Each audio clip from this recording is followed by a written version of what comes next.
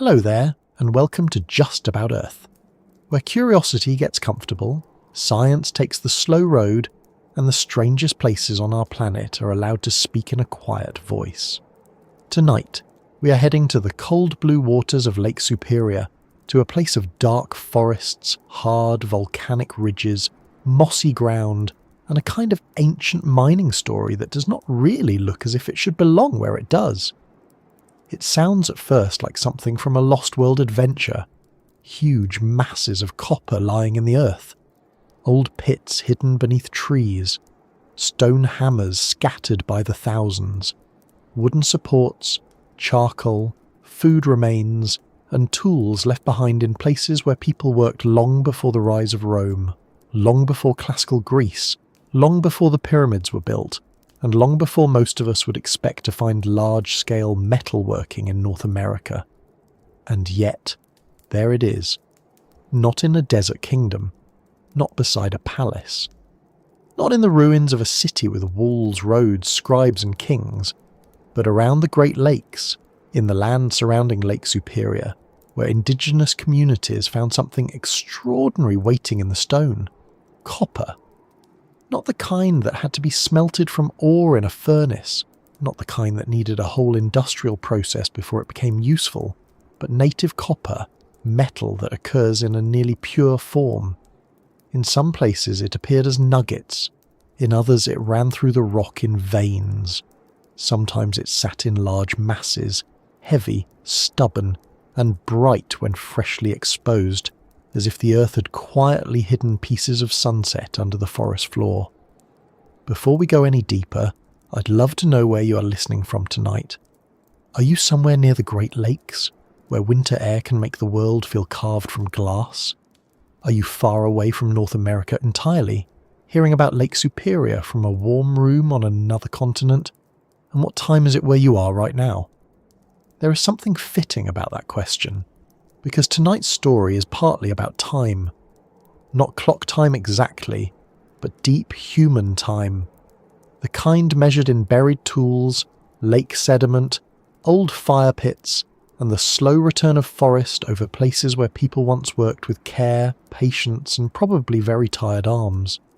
If you find this kind of journey calming, interesting, or just a good way to let the day loosen its grip a little, I'd be grateful if you liked the video and subscribed. It helps this quiet corner of Earth reach other curious people who might enjoy drifting through archaeology, geology, and the odd habits of ancient humans who, like us, needed tools, food, shelter, and occasionally a better way to make a hole in something. Now settle in, let your thoughts slow down, and come with me to the copper country of Lake Superior, where the ground itself once offered metal, and where people learned to take it, shape it, trade it, and leave behind one of the most unusual ancient traditions in the world. The first strange thing about the Lake Superior copper mines is simply how they look. Not in the polished museum sense, where everything's lit neatly behind glass and labelled in a font that makes even a fishhook seem formal. The mines themselves are rougher than that. They're often pits, trenches, and depressions in the ground, some filled with leaves, some softened by moss, some so blended into the forest that you could walk past them and think you were only seeing an old hollow where a tree had fallen.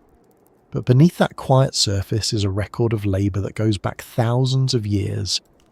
The National Park Service describes indigenous mining in the Keweenaw region as beginning as early as about 8,000 years ago, with Isle Royale following somewhat later, around 6,500 years ago, placing these places among the oldest metal mining landscapes known anywhere.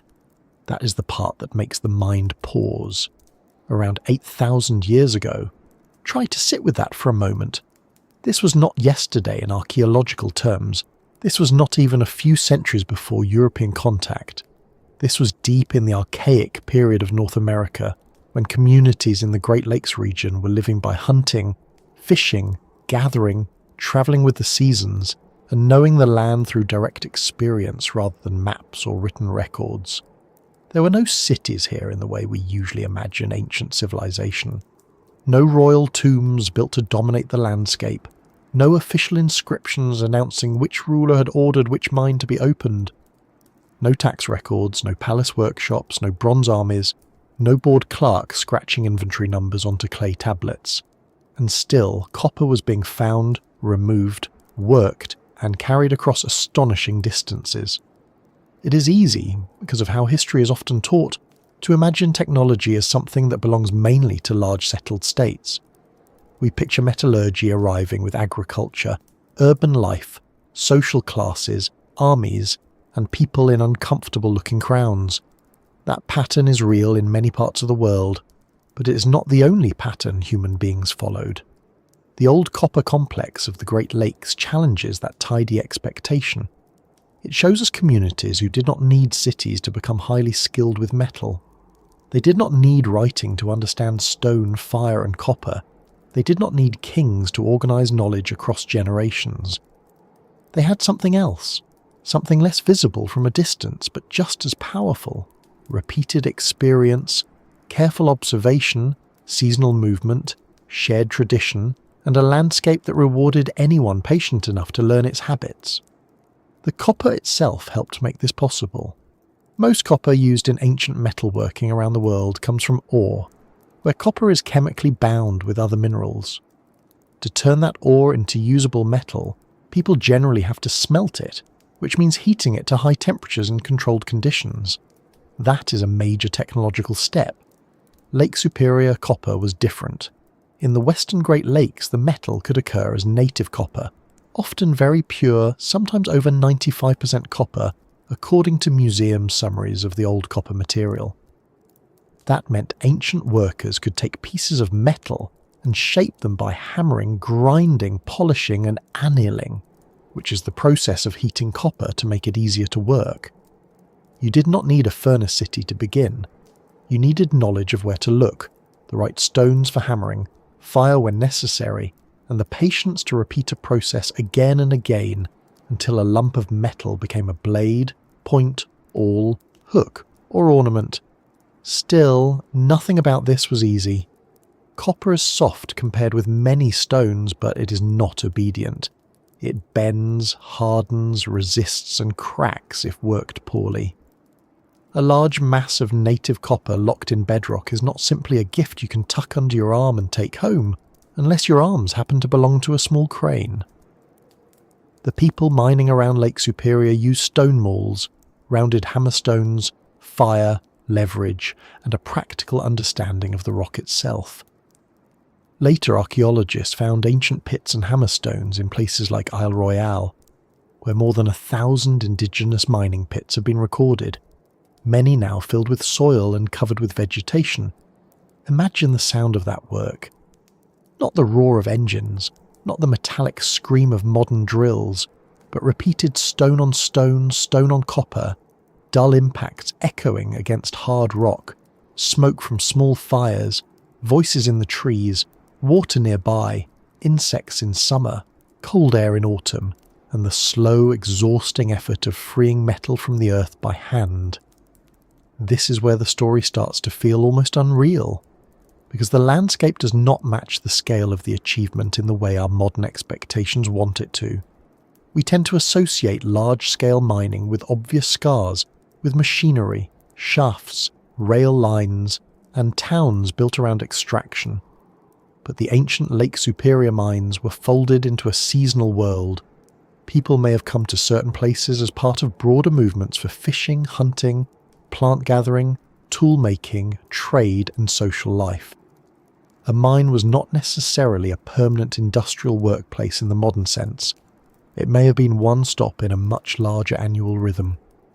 And yet, across time, those repeated visits added up. A pit dug one season, widened another, revisited by descendants, remembered through stories, marked by experience, eventually became a landscape of mining. Not because one ruler ordered it, not because one state demanded copper, but because generations of people knew the value of what lay in the rock. The Old Copper Complex is the name archaeologists use for this broad tradition of copper use and copper artifact production in the Great Lakes region. The phrase can sound a little dry, like something filed in a cabinet, but the reality behind it is anything but dull. It includes thousands of tools and objects, from axes and adzes to knives, projectile points, awls, perforators, fish hooks, harpoons, and ornaments. The Milwaukee Public Museum notes that old copper artifacts cover a wide range of functional forms, and that later in the tradition, there appears to have been a shift away from mostly utilitarian tools toward more personal or symbolic ornaments. In other words, copper was not just one thing. It was practical. It was beautiful. It was social. It could cut, pierce, fasten, display, signal, and travel. And travel it did. Copper from the Lake Superior region has been found far beyond the immediate mining areas. Some objects moved through exchange networks across ancient North America, carried from hand to hand, community to community, river to river. This does not mean there was one single copper empire or one neat trade route drawn like a line on a school map. Ancient exchange is usually messier and more human than that. A tool may move because someone gives it as a gift. A finished object may be traded for stone, shells, food, hides, pigments, or social obligations. A piece of copper may travel with a family, be buried with a person, be reworked, lost, found, copied, or treasured. By the time archaeologists encounter it thousands of years later, it is often far from where the metal began. That long movement is one reason the old copper story has generated such fascination and at times such confusion. There are real archaeological questions here. How much copper was actually removed? How much was worked into tools? How much was traded? How much was later recycled, lost, buried, collected, melted down, or simply never found? Some older estimates suggested very large amounts of prehistoric copper extraction, while museums and researchers are careful to note that exact tonnage is difficult to determine because no comprehensive study of all prehistoric mines has settled the question. The Milwaukee Public Museum mentions that the largest estimate has placed Archaic period extraction as high as £1.5 billion, but also makes clear that the real amount is debated and difficult to calculate. That combination, a real ancient mining tradition plus uncertain scale, is exactly the sort of thing that makes a mystery grow legs and wander around the internet wearing a dramatic hat. And when mysteries wander too far, they sometimes attract the wrong explanations. For a long time, some people refused to believe that indigenous communities could have made this copper tradition themselves. 19th and early 20th century writers sometimes tried to attribute old copper objects to outsiders from Europe, the Mediterranean, or other imagined visitors. These ideas were not supported by evidence, and they were shaped by the racism of their time. Modern archaeology is clear that the pre-contact copper artifacts and mining features of the Quinault and Isle Royale are indigenous in origin, matching North American indigenous patterns, workmanship and archaeological context rather than European material culture. That point matters. The real story is already remarkable. It does not need imported fantasy. It needs attention paid to the people who actually lived there, worked there, and understood the land. There is something especially powerful about that, because the old copper complex does not fit the usual museum poster of ancient advancement. It is not centred on a single monument. It does not give us a king's name. It does not hand us a founding date carved into stone. Instead, it gives us objects and places, a copper point, a fish hook, a heavy stone hammer, a mine hollow under roots, a mass of metal too large to easily move, charcoal from old fires, organic material preserved in association with tools. Radiocarbon evidence has helped refine the timeline, and one major 2021 study comparing dates from artifacts, mines and lake sediments concluded that organic material embedded in old copper artifacts range from about 8,500 to 3,580 calibrated years before present, confirming the tradition as one of the world's oldest known metalworking societies. That does not make every mine 8,500 years old, and it does not make every claim about huge extraction automatically true, but it does push the beginning of this copper story very far back indeed. To picture that age clearly, it helps to compare it with better-known landmarks. When some of the earliest copper working in the Great Lakes was underway, the Great Pyramid of Giza was still thousands of years in the future. Stonehenge had not yet taken its famous form. The first cities of Mesopotamia had not yet grown into the urban world many textbooks use as the starting point for civilization. In the forests, shorelines, rivers and ridges around Lake Superior, people were already experimenting with metal in a way that was technologically serious, locally adapted and long-lasting. It was not Bronze Age metallurgy. It was not the same as smelting ores in the Old World. It was its own path based on native copper and the social worlds of archaic North America. That difference is important because it prevents us from measuring the past with the wrong ruler. The old copper communities were not trying to become Egypt, Sumer or the Indus Valley. They were not incomplete versions of some other civilization. They were people solving their own problems in their own environment. A copper awl could pierce hides. A copper fish hook could help gather food from the lakes and rivers. A copper axe or adze could work wood. A copper point could be useful, impressive, or both. And because copper can be reshaped, repaired, and reworked, the life of an object may have been much longer and more complicated than a single use. A tool could pass through many hands. A worn piece could become something new.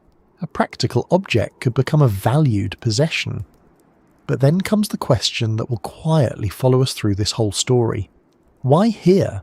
Why did this region become such an early centre of copper working? The answer begins with geology, and geology is not always polite enough to arrange itself for easy human use. Lake Superior sits in a region shaped by ancient volcanic activity, later buried and scraped by glaciers, then exposed again in ways that made native copper accessible. The Keweenaw Peninsula, Isle Royale, and nearby areas hold some of the richest native copper deposits on Earth. Glaciers helped scatter copper pieces as float copper, leaving nuggets in places where people could notice them without deep mining. A person walking a shoreline or streambed could see a strange reddish metal in the gravel. Someone curious enough to pick it up might discover that it did not flake like stone. It bent, it shone, it changed under hammering. And once that discovery entered human knowledge, it could be carried farther than the metal itself. I always find that moment interesting to imagine. Not because we can know the exact first discovery, because we cannot, but because every technology begins with someone noticing that the world behaves in a useful way. A stone edge cuts, a bent branch springs back, a hot coal hardens clay, a piece of copper flattens under repeated blows instead of shattering. Maybe the first copper pieces were curiosities, carried for their colour or weight. Maybe they were valued before they were fully practical. Maybe the step from unusual object to useful material happened slowly, through mistakes and experiments, with plenty of failed attempts along the way.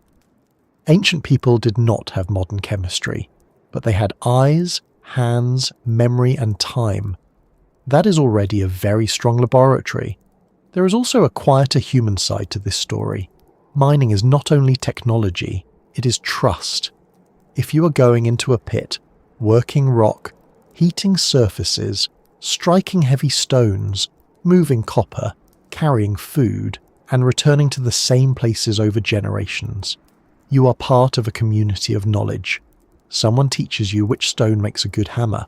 Someone knows where water collects. Someone remembers which ridge has copper and which only looks promising enough to waste your afternoon. Someone prepares food. Someone repairs tools. Someone watches children. Someone tells the younger people why this place matters. The archaeological record may preserve hammerstones and copper tools more easily than voices, but those voices were there. And then there is the setting itself. Lake Superior is not a small background detail. It is vast. It behaves less like an ordinary lake and more like an inland sea with moods. Its weather can change quickly. Its water is cold, deep and powerful. To move around it, to cross to Isle Royale, to work along its ridges and shorelines, required skill and planning. This was not a casual stroll to the neighbourhood hardware store, unless your neighbourhood hardware store involved paddling across dangerous water and then hammering metal out of volcanic rock. The people who mined there were not simply lucky finders of shiny stones. They were knowledgeable inhabitants of a demanding landscape. As this story unfolds, we will look more closely at how the copper formed, how people located it, how they mined it with stone and fire, and how they transformed raw metal into objects that could travel far beyond the lake. We will also move carefully through the mystery of the so-called missing copper, because it is a subject where good questions and bad answers often get mixed together like socks in a drawer. Some copper is in museums, some is in private collections, some was almost certainly melted down after European settlement, some may still rest in the ground, in rivers, in burial contexts, or in places no one has excavated. And some of the biggest numbers repeated in popular accounts may tell us as much about speculation as they do about ancient mining. For now, it is enough to stand at the edge of the forest and look down into one of those old pits, not as a hole in the ground, but as the opening to a much larger human story. Around it are trees that came later, roots gripping soil that slowly filled the work of older hands. Beneath the moss is a record of people who understood copper thousands of years before outsiders wrote about this land. They did not leave a written manual. They did not leave a royal monument. They left something more direct, the marks of work itself. And to understand why those marks exist at all, we need to begin with the lake, the rock, and the unusual metal that made this place unlike almost anywhere else on Earth. To understand why ancient people were able to build such an unusual copper tradition around Lake Superior, we have to begin much earlier than the mines themselves, earlier than the stone hammers, earlier than the first person who noticed a reddish glint in the gravel and decided it was worth carrying home, earlier even than the lake. We have to go back into the deep geological past, to a time when this quiet northern landscape was not quiet at all. When the ground was splitting, lava was pouring out, and the future home of cold forests, canoes, fishing camps and copper pits was being built by forces that did not care in the least about making archaeology convenient. Lake Superior today looks calm from a distance, at least on a friendly day. It stretches across the map like an inland sea, broad enough to make the far shore vanish, deep enough to hold weather, memory, and a certain amount of human nervousness if you happen to be crossing it in a small boat. It is the largest of the Great Lakes by surface area, and it forms part of one of the world's great freshwater systems, a system that contains about 1/5 of the planet's surface freshwater. That alone would make it impressive, even if it had never hidden a single piece of copper. But Lake Superior is not only large, it sits inside a geological story that made it one of the strangest places on Earth for ancient metal. The copper story begins with the Mid-Continent Rift, a huge ancient break in the North American continent that started forming around 1.1 billion years ago. This was not a neat little crack in the sidewalk. It was an enormous tectonic wound, a long-failed rift where the continent began to pull apart but never completely split into a new ocean. Lava flowed again and again across the region, building thick layers of basalt.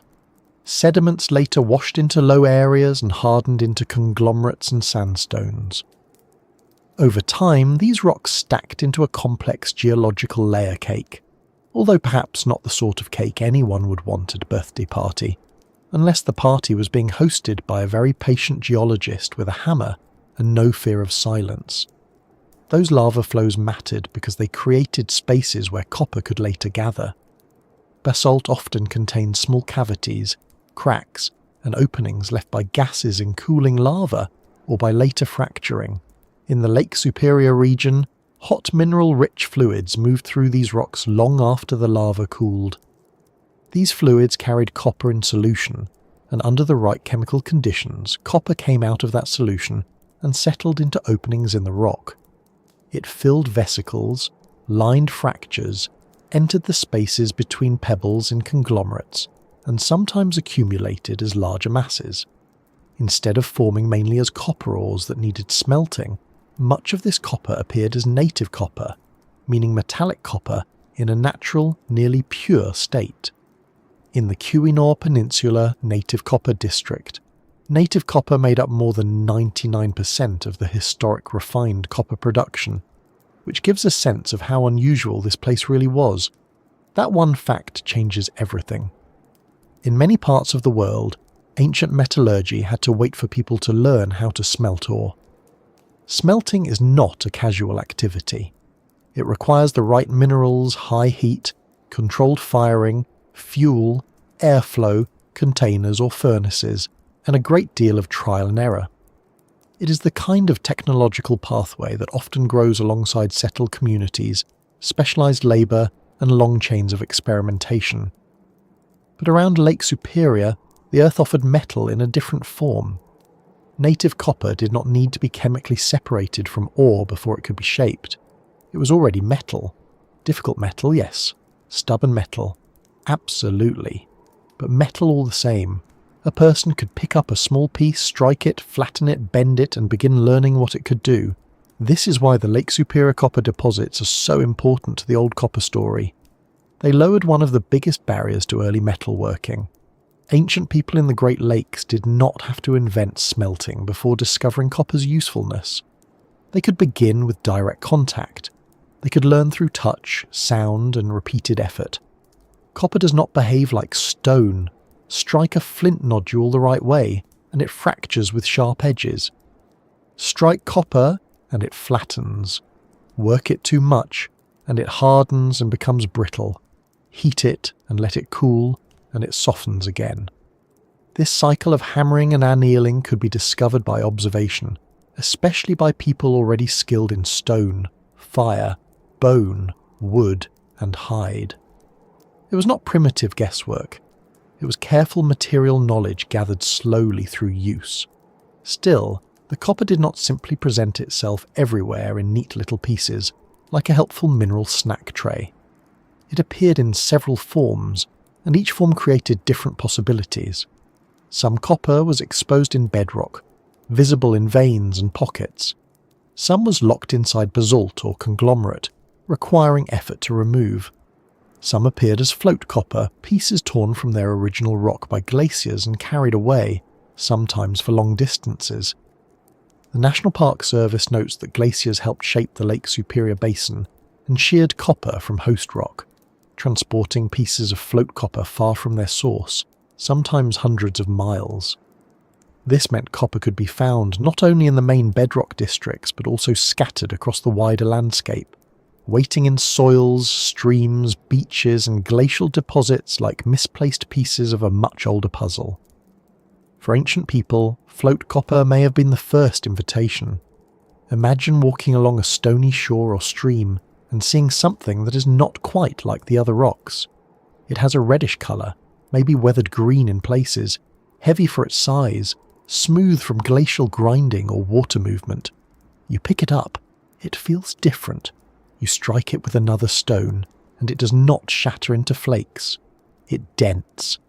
That alone would be enough to make a curious person pause.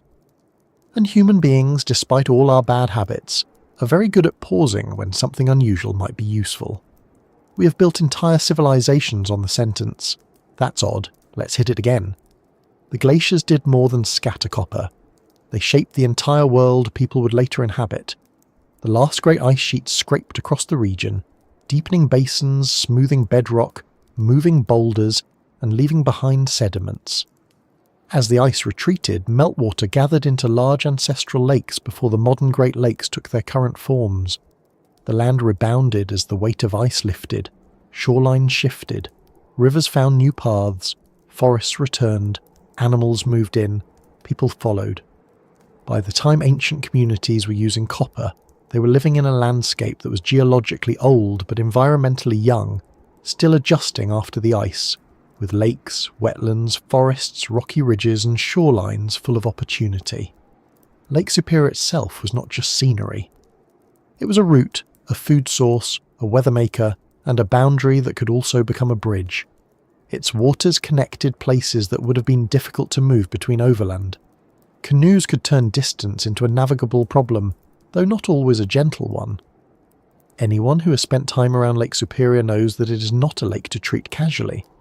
It can be glassy and peaceful one moment, then rough enough to make very confident people reconsider their life choices. For ancient communities, moving around this lake required knowledge of winds, seasons, currents, campsites, islands, sheltering bays, and the moods of the sky. Copper country was not just where the metal was, it was where roots, resources, and memory met. The Keweenaw Peninsula is one of the key places in this story. It juts into Lake Superior from what is now northern Michigan, a long arm of rock reaching into cold water. Its bedrock belongs to that ancient mid-continent rift system, and it contains some of the world's most remarkable native copper deposits. Historically, after Euro-American industrial mining began in the 19th century, the Keweenaw became famous for copper extraction on a massive scale. But the copper was known long before industrial shafts, company towns, steam engines, and miners with lunch pails. Indigenous people had already found and used it for thousands of years. The later industrial boom did not discover copper in the human sense. It entered a landscape where copper knowledge already had a very long past. Isle Royale, sitting out in Lake Superior, adds another layer. Today it is often imagined as remote, wild, and difficult to reach, a place of wolves, moose, rocky shorelines, and deep quiet. But archaeological evidence shows that indigenous miners worked copper there as well. The island does not contain the same abundance of large lode deposits found in parts of the Keweenaw, but native copper is widely distributed there, and ancient mining pits have been identified across parts of the island. In sediment studies from Macargo Cove and other locations, researchers have found evidence consistent with ancient copper mining and metalworking activity thousands of years ago, including elevated metal concentrations during parts of the mid-Holocene. That makes Isle Royale especially interesting. It was not simply a place someone might wander into by accident. Reaching it required crossing open water. You had to mean to go there, or at least be very committed to a wrong turn. The fact that people mined copper on Isle Royale means the island was part of a known world, a place within travel routes and seasonal knowledge. People understood where it was, how to approach it, when conditions were safer, where to camp, where water and food could be found, and where copper might be worked. In a written society, that knowledge might have been preserved in maps and instructions. Here, it lived in people, in practice, in stories, in repeated journeys, and in the quiet confidence of those who knew the lake well enough to cross it. The copper-bearing rocks themselves would not always have been obvious.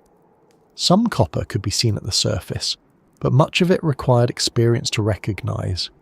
Weathered copper often develops green minerals on the outside, such as malachite-like staining, though the exact weathering products vary by setting. A rock face might show small metallic flecks, greenish stains, or a vein partly hidden by lichen and soil. To an untrained eye, it might look like nothing special. To someone raised in a tradition of copper use, it could be a sign. This is an important point because ancient mining was not only about strength, it was about seeing. The landscape had to be read, and once a copper-bearing place was recognised, people still had to solve the problem of removal. Native copper may be workable, but large pieces embedded in rock are not eager to leave. Ancient miners used stone mauls, heavy hammer stones shaped and selected for repeated impact. In some places, fires may have been set against rock to heat it, followed by cooling to fracture or weaken the surrounding stone, a process often called fire setting. Wooden tools, wedges and levers may have helped pry loosened pieces free. The goal was not always to remove a giant mass whole. Often, it would have made more sense to break off manageable pieces or detach smaller copper concentrations from the surrounding rock. Anyone who has ever tried to move a couch through a narrow doorway will appreciate the wisdom of not insisting that a large object remain large. Some of the most haunting images from the ancient copper mines come from the combination of human effort and abandonment. Later explorers and miners reported finding old pits, stone hammers, wood, and other remains in mining areas, sometimes deep below accumulated soil and vegetation. We have to treat older reports carefully because 19th century accounts often mixed observation with exaggeration, assumption, and occasionally the dramatic instincts of people who had spent too much time reading adventure literature. But the broad picture is real. Ancient mining left physical traces. Pits were dug. Hammerstones were used in large numbers. Copper was removed. Workplaces were left behind. Then the forest returned, covering the scars so slowly that no one tree could have understood what it was hiding. It is this combination that makes the Lake Superior copper landscape feel so strange. Geology created the metal. Glaciers revealed and moved it. Human beings noticed it, valued it, and learned to work it. Then time covered the evidence in roots, leaves, peat, and silence. When later people found these old mines, they were not looking at a clean ruin with walls and doorways. They were looking at interruptions in the ground, at hollows and stones and half-buried traces. The mine did not announce itself. It had to be recognized, just as the copper once had to be recognized. The scale of the copper province also complicates the story. This was not one single mine in one single valley. Copper-bearing rocks extended across a broad region, with particularly important deposits in and around the Keweenaw and related formations near Lake Superior. The National Park Service describes the Keweenaw and Isle Royale as sharing an ancient geology that yielded the largest deposit of native metallic copper in the world. That does not mean every outcrop was rich or every pit equally important. It means the region as a whole offered an unusual concentration of a rare geological opportunity, and people responded to that opportunity over a very long span of time. There is a useful caution here. When we say the lake gave people copper, that can sound too easy, as if the metal simply rose from the stone and politely arranged itself into tools. The truth was more demanding. The copper was present, but presence is not the same as access.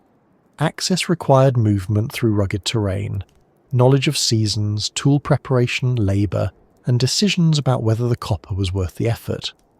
A group had to choose to invest time in mining rather than other necessary tasks.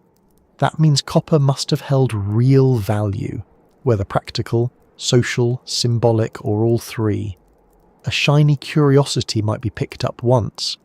A mining tradition lasting thousands of years requires something deeper. The environment around Lake Superior helps explain part of that value. This was a world of wood, hide, bone, antler, stone, fish, and water. Tools mattered. A strong awl could help pierce hides or bark. A cutting edge could shape wood or process materials. Fish hooks and harpoons mattered in a region where aquatic resources were central. Ornaments could carry identity, status, connection, or beauty. Copper, because it could be hammered into forms that stone could not easily imitate, opened a different set of possibilities. It did not replace stone everywhere. In fact, stone remained essential. But copper added another option, and human beings tend to keep useful options close. There is also the matter of colour and feel. Fresh copper has a warm metallic glow, unlike most natural materials in the region. Weathered copper can turn green, blue-green, brown, or dark, giving it another kind of visual identity. It is heavy in the hand. It rings or thuds differently when struck. It can be cold at first touch and then warm quickly against the skin.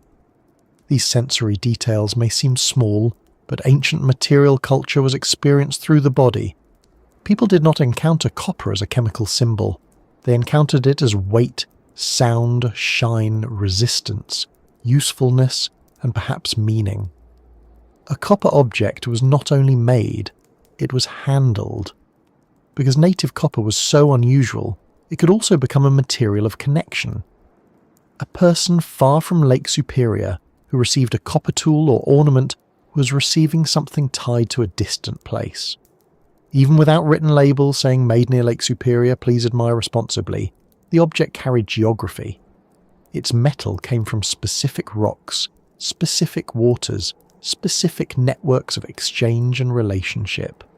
In that sense, Lake Superior copper did not stay by the lake. It moved outward as evidence of contact between communities, linking people across distances through objects small enough to carry but meaningful enough to keep. Before we follow those objects outward, though, it is worth staying with the lake a little longer. The lake explains why this copper story does not look like old-world metallurgy. It did not begin in the same environmental conditions, with the same ores, the same crops, the same settlement patterns, or the same social pressures.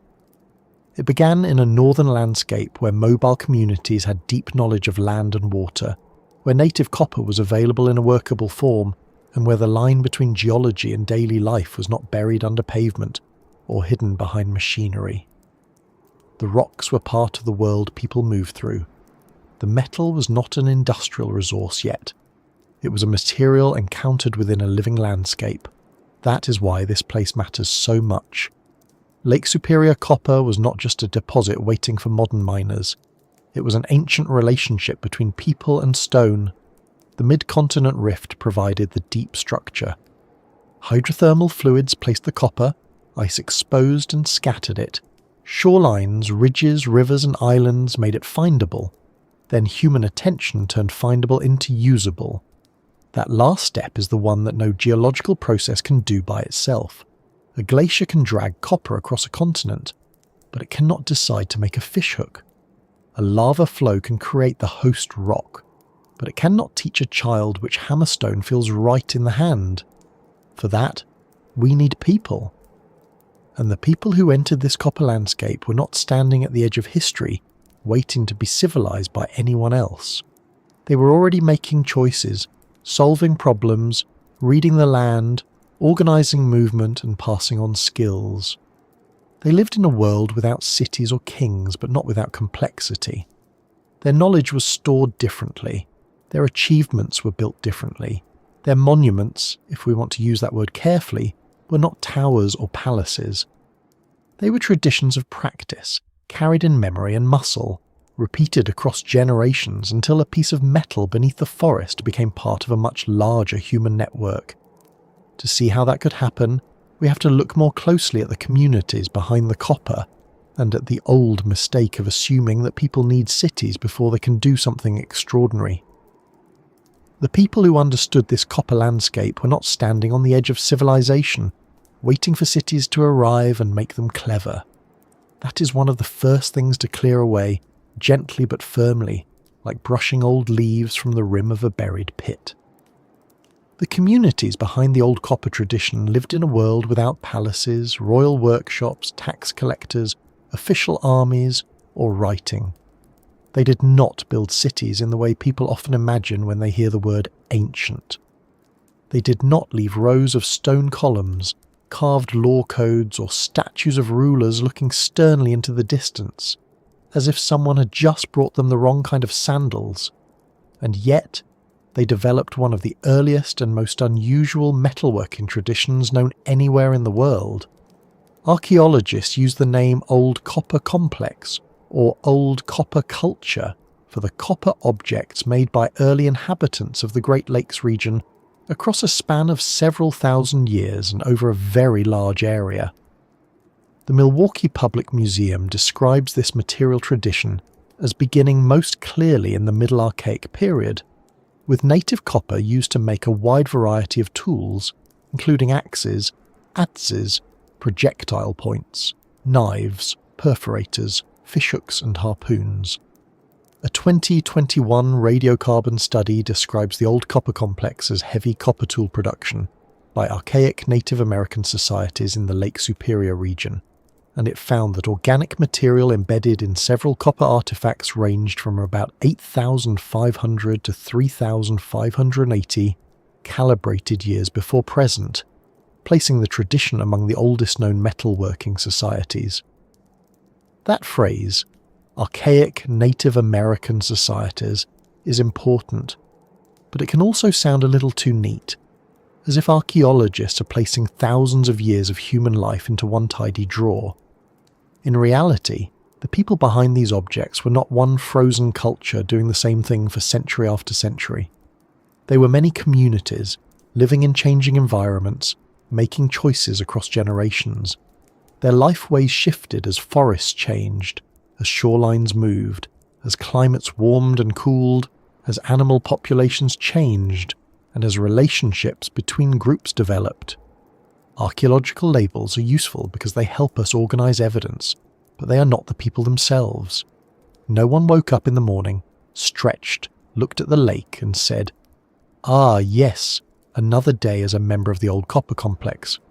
They had their own names, languages, families, stories, jokes, worries, meals, rivalries, obligations, and probably at least one person in every camp who insisted they knew the best way to sharpen something.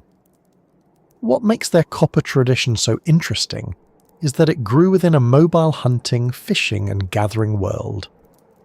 The Archaic period in the upper Midwest is generally associated with diverse subsistence strategies based on hunting, fishing, gathering wild plants, and moving between different kinds of sites including base camps, special purpose camps, quarry sites, and burial areas. The Milwaukee Public Museum notes that archaic life in the region included no pottery in this earlier tradition, and that subsistence depended on diverse small game and wild plant collecting, with settlement types shaped by seasonal or task-specific use. That means these copper workers were not tied to one permanent urban centre. Their lives were likely organised around movement and timing. Fish runs mattered, seasonal plants mattered, animal migrations mattered, weather mattered. The freezing and thawing of lakes mattered. Berries, nuts, roots, deer, waterfowl, fish, and raw materials each had their own proper time and place. The year was not a blank calendar waiting to be filled with appointments. It was a map of opportunities. You went where the food was, where the materials were, where the gathering made sense, where relatives and trading partners might be, where memory told you the land would provide. In that kind of world, copper mining was not separate from life. It was one part of a larger seasonal system. A group might travel near copper sources while also fishing, hunting, collecting plants, repairing tools, visiting known camps, or meeting other people. The mine was not necessarily a permanent workplace with someone punching in at sunrise and complaining about management by lunch, although some complaints about heavy labour are probably universal. It may have been visited repeatedly when conditions were right. People could collect float copper from glacial deposits, return to known outcrops, reopen old pits, or teach younger members where copper had been found before. What looks to us like a mining district may have been to them a remembered landscape full of different tasks and meanings. This is where the story becomes more impressive, not less. There is an old habit in popular history of assuming that large-scale technological knowledge requires centralised authority. We expect a king to order the work, a priest to bless it, a city to consume the output, and a bureaucrat to write it down, preferably on something inconveniently fragile so later archaeologists have to squint at it. But the old copper tradition shows another path. It shows how technical skill can grow without a state. It shows how knowledge can remain stable without writing. It shows how communities can coordinate labour, exchange, teaching and craftsmanship through social memory, rather than official institutions. A copper object does not make itself, and a mining tradition does not continue for thousands of years by accident. Someone had to know where copper could be found. Someone had to choose hammerstones or make them. Someone had to understand that copper hardens when hammered and softens when heated. Someone had to know how to turn a rough piece into a useful form. Someone had to learn when a tool was finished, when it needed more work, and when it had become too thin or brittle. These are not vague abilities, they are specific skills. They live in the hands as much as in the mind. They are passed on through watching, trying, failing, being corrected, trying again, and eventually becoming the person who corrects someone else. That kind of teaching leaves very little direct evidence. Archaeology is often better at preserving things than relationships. It can give us hammerstones, copper points, burial goods and bits of charcoal, but it cannot easily preserve the moment when an older craftsperson placed a stone in a younger person's hand and showed them the right angle. It cannot preserve the sound of someone laughing after a first attempt went badly, or the look exchanged when a piece of copper finally took shape. But those moments must have existed, because finished tools are the result of learned behaviour. When we see careful workmanship in ancient copper, we are looking at education, even if no classroom ever stood there. The tools themselves tell us that copper was not merely decorative at first. Old copper artifacts include many practical forms, such as axes, adzes, knives, projectile points, perforators, fishhooks, and harpoons. And this broad range suggests that copper entered daily tasks as well as social life. By around 1500 BC, some artifact forms appear to shift more toward personal ornaments, which may reflect changes in social roles and status during the late Archaic and early woodland periods. That shift is worth holding in mind because materials often change meaning over time. A tool can begin as a useful object and later become a sign of identity, memory, prestige, or ritual importance. Copper may have cut wood, pierced hides, caught fish, or served as part of hunting equipment, but it could also mark relationships between people. A copper ornament worn on the body may have said something about where the wearer came from, who they were connected to, or what they had achieved. A copper object placed with the dead may have carried meaning beyond its everyday use. And because copper could travel far from its source, it could also become a material sign of distant connections. This is one of the quiet lessons of the old copper people. Complexity does not always look like stone walls. Sometimes complexity looks like exchange. It looks like a material from Lake Superior appearing hundreds of miles away. It looks like shared forms of tools across broad areas. It looks like mortuary practices, social distinctions, seasonal camps, and specialized knowledge. It looks like people who knew how to move through a large landscape and maintain relationships across it. They may not have had cities, but they had networks, and networks are powerful things. Anyone who has ever relied on a neighbour, a relative, or someone who knew where the good fishing place was will understand this at once. The lack of writing also does not mean a lack of history. Oral societies remember in different ways. They remember through story, practice, place names, routes, ceremonies, kinship, and repeated action.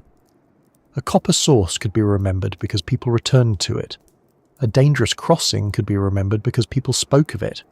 A useful technique could be remembered because hands repeated it. In many ways, written history has made modern people a little forgetful about how much can be carried without paper. We outsource memory to notes, phones, calendars, and labels on freezer bags. Ancient communities had to embed knowledge in people and practice. If you forgot where something was, there was no search bar politely asking, "Did you mean the copper ridge near the cold stream?" This does not mean their world was simple or peaceful in some perfect storybook way. Human communities are human communities. They involve cooperation, conflict, care, competition, humour, grief, and all the difficult negotiations that come with living near other people who also have opinions. But it does mean we should avoid imagining them as scattered individuals randomly picking up metal.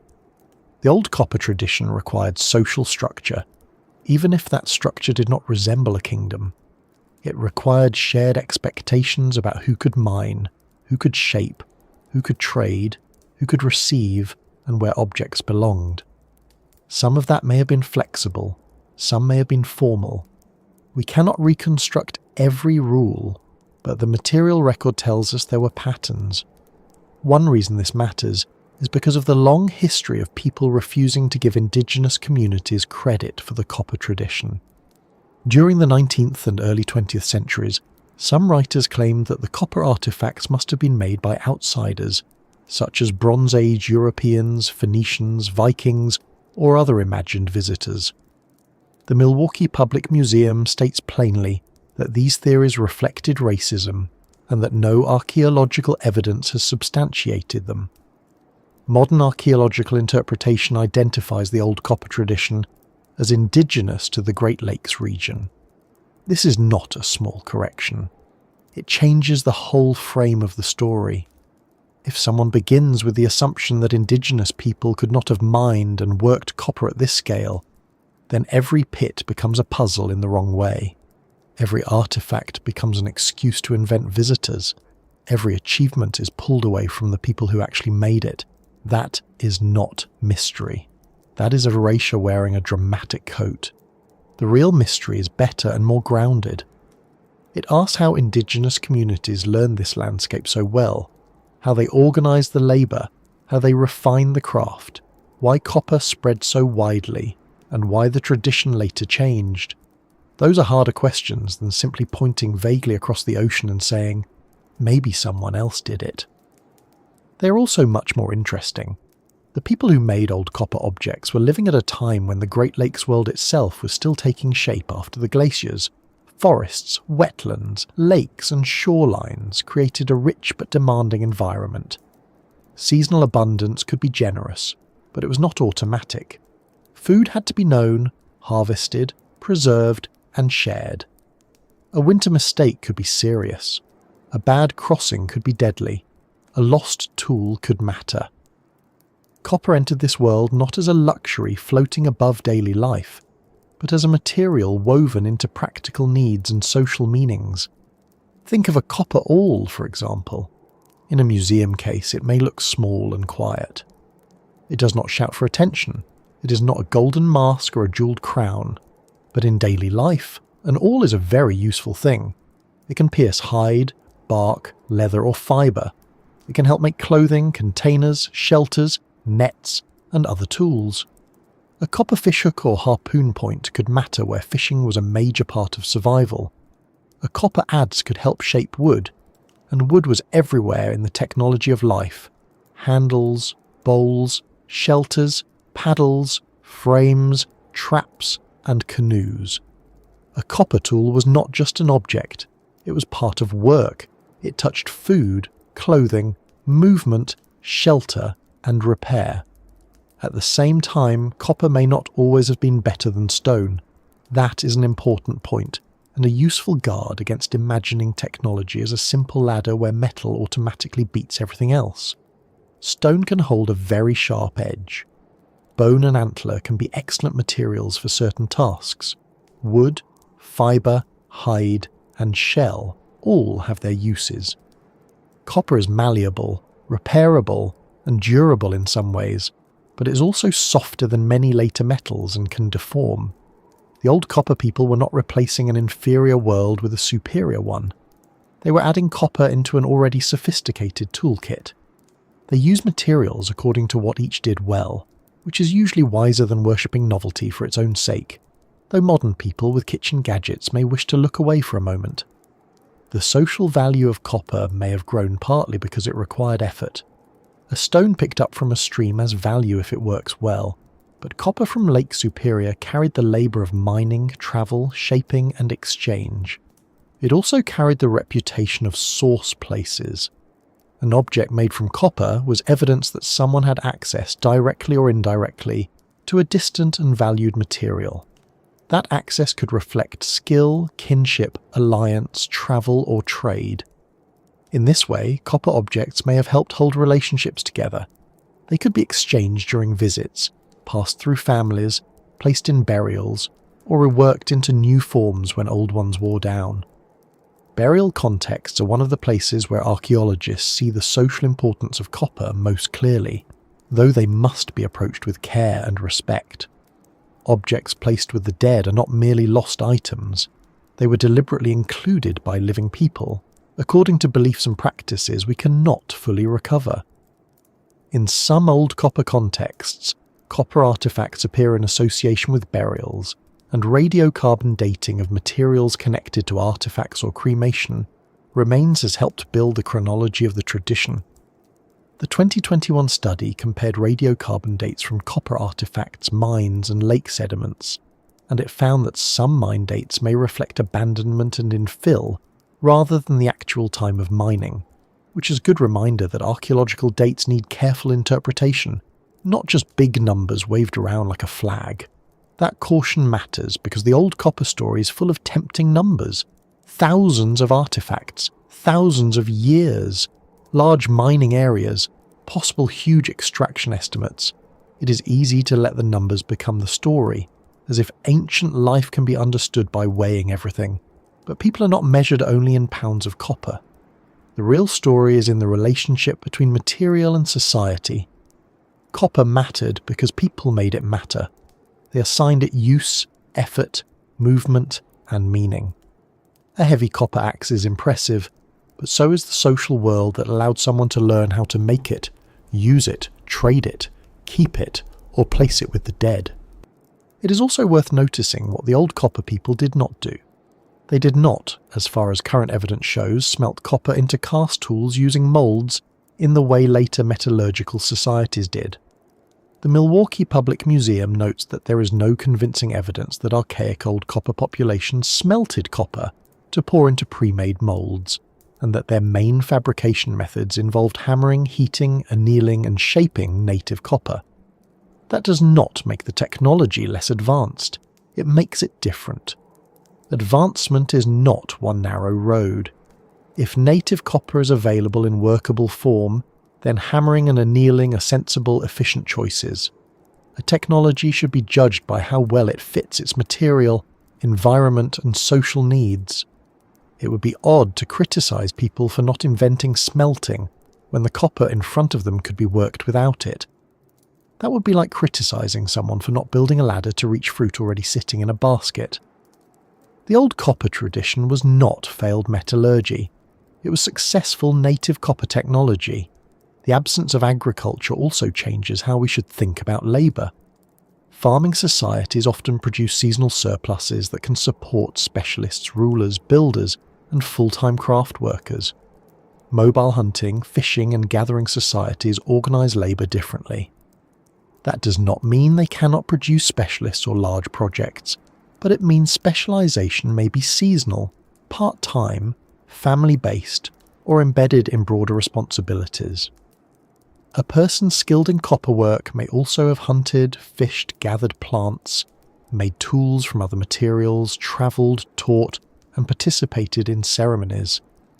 The copper worker was not necessarily a workshop employee. They may have been someone whose expertise was woven into a flexible life. That flexibility may be one reason the tradition endured so long. It did not depend on one palace economy or one mine controlled by a state. It could persist through repeated practice across many communities. If one group changed its movements, another might continue. If one source became less important, another could be used. If copper's meaning changed, the material could shift from tool to ornament, from everyday utility to social display. Traditions that live in networks can be resilient because they are not stored in one place. They are distributed like embers carried from camp to camp. And still, we should not imagine the old copper people as timeless figures standing outside change. They were part of history. Their world changed. Copper use changed. Artifact styles changed. Social roles may have changed. Exchange routes expanded, contracted, or shifted. Later communities continued to value copper, but often in smaller amounts and in more symbolic forms, rather than the heavy tool tradition associated with earlier old copper production. The Milwaukee Public Museum notes that copper continued to be used in North America up to European contact, but after the main old copper period it was used in smaller amounts, primarily for symbolic ornaments. That later shift makes the earlier period even more intriguing. For a time, people in the Great Lakes world made heavy copper tools in large numbers. Then the tradition changed. Why? That question will matter later, but for now the important point is that the people themselves were not static. They responded to conditions, choices, costs, and meanings. Copper was not simply discovered and then used forever in the same way. It had a history. When we picture these communities, it helps to keep the scale human. Not a faceless culture, not a mystery race, not a blank space before real civilization. Picture a lakeshore camp, smoke from small fires, fish being cleaned, children watching adults work, someone repairing a net, someone shaping a wooden handle, someone unpacking a piece of copper brought from a source far away, or perhaps from a mining trip made earlier in the season. The copper is heavy and irregular. It must be worked slowly. Hammering makes it harder. Heating changes it. Too much force in the wrong place spoils the form. The craftsperson knows this not because they read it, but because it has been learned through practice. Around them are materials from the wider world, stone from one place, copper from another, shells perhaps from far away, stories from relatives, news from visitors, and the daily pressure of staying alive in a northern landscape that rewards knowledge and punishes carelessness. That is what before cities and kings really means here. It does not mean before intelligence, before organisation, before technology, or before art. It means before a certain kind of evidence that modern people are trained to recognise. The old copper people remind us that human achievement does not always announce itself with walls. Sometimes it leaves a groove in a hammerstone. Sometimes it lies in the curve of a fishhook. Sometimes it is buried under a forest, waiting for someone to understand that the absence of a palace is not the absence of a complex society. The copper mines around Lake Superior were worked by people whose lives were mobile, practical, skilled, and connected. They knew the land not as a resource map, but as home, root, memory, and responsibility. They did not need writing to remember copper sources. They did not need kings to organise repeated labour. They did not need cities to create long-distance exchange.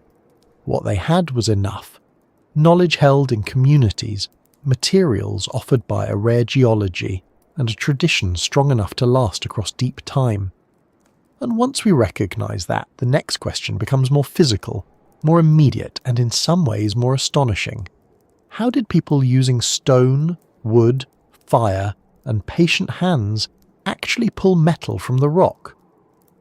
The first thing to notice about ancient copper mining around Lake Superior is how physical the work must have been. Not physical in the tidy modern sense, where a machine does the loud part and a person watches a gauge while holding a coffee. Physical in the older sense, hands on stone, feet braced against uneven ground, smoke in the eyes, cold water nearby. Heavy hammerstones lifted again and again until the shoulder began to complain in a language older than words. The copper may have been native metal, already copper rather than ore that needed smelting, but it was still locked in rock, wedged into seams, hidden in fractures, or lying as heavy masses that did not politely climb out of the ground when discovered. This is where the old copper story becomes more than a mystery of dates and artifacts. It becomes a story of work. Mining is sometimes described from far away, as if the important thing is simply that copper was extracted. But extraction is not a single action. It is a sequence of decisions. Someone had to find the copper, someone had to judge whether it was worth the trouble, someone had to clear the surface, loosen the rock, select hammerstones, manage fire, carry water, pry, strike, lift, sort, and carry away the pieces that could actually be worked. And all of that had to be done without iron picks, steel chisels, explosives, carts, pumps, engines, or anyone saying, "There's probably an easier way," while clearly not helping.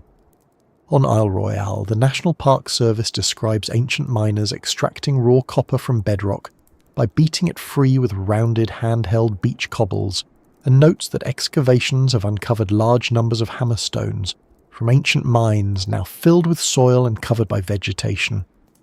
More than 1,000 Indigenous mining pits have been located on Isle Royale, with many concentrated in productive areas such as Minong Ridge. That detail, rounded beach cobbles, is wonderfully practical. These were not fantasy tools. They were stones chosen because they could take repeated impact. A good hammerstone needed weight, shape, toughness, and a surface that would not immediately break apart. Too small, and it would waste energy. Too brittle, and it would shatter. Too awkward, and the hand would tire quickly. It had to feel right, and that feeling came from experience. The hammerstones themselves are among the simplest and most powerful clues left behind. A stone hammer does not look like a modern tool in the same way a wrench or saw does. It may be rounded, battered, grooved, chipped, or worn from repeated use, but in large numbers clustered around pits and copper-bearing rock, they become unmistakable evidence of repeated labour.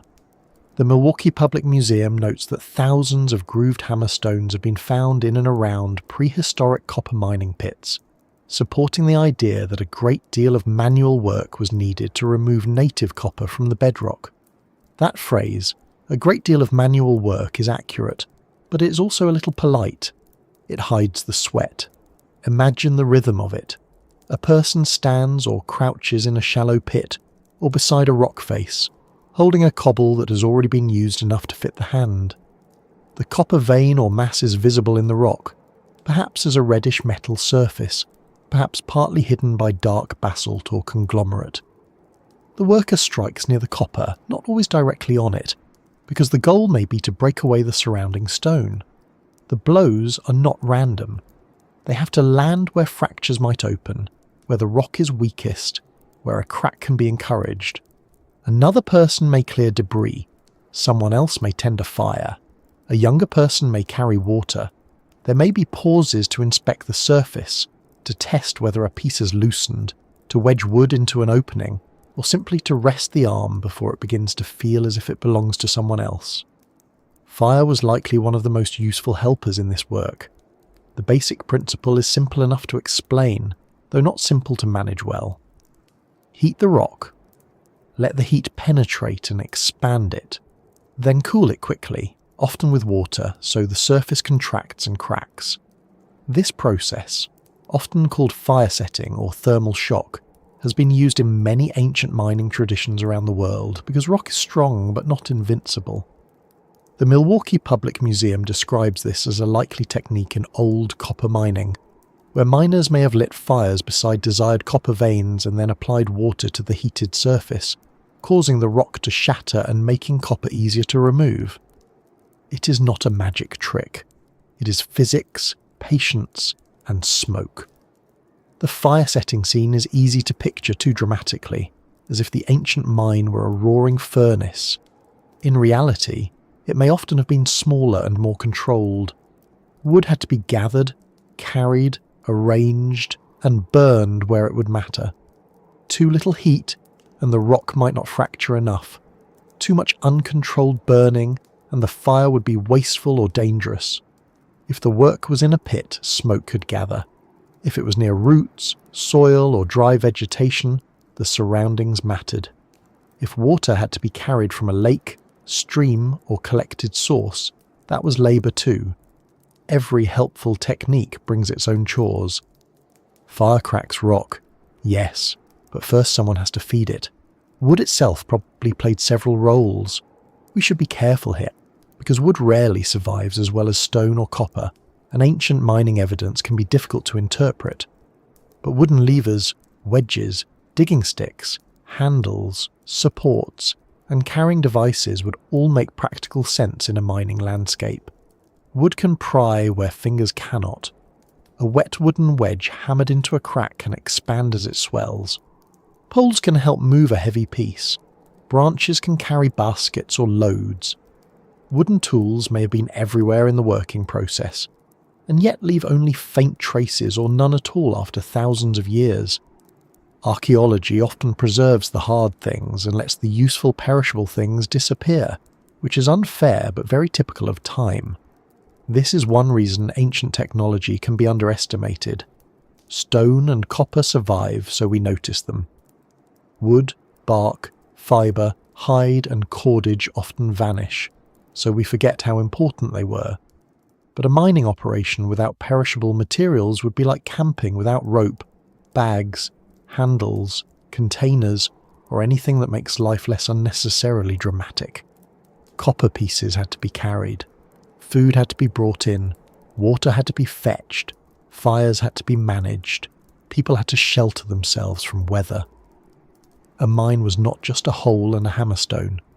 It was a temporary workplace inside a much larger tool system, much of it made from materials the earth later swallowed without keeping neat receipts. The pits themselves varied. Some may have been shallow places where float copper or exposed copper could be removed from soil or weathered rock. Others went deeper into gravel and solid rock.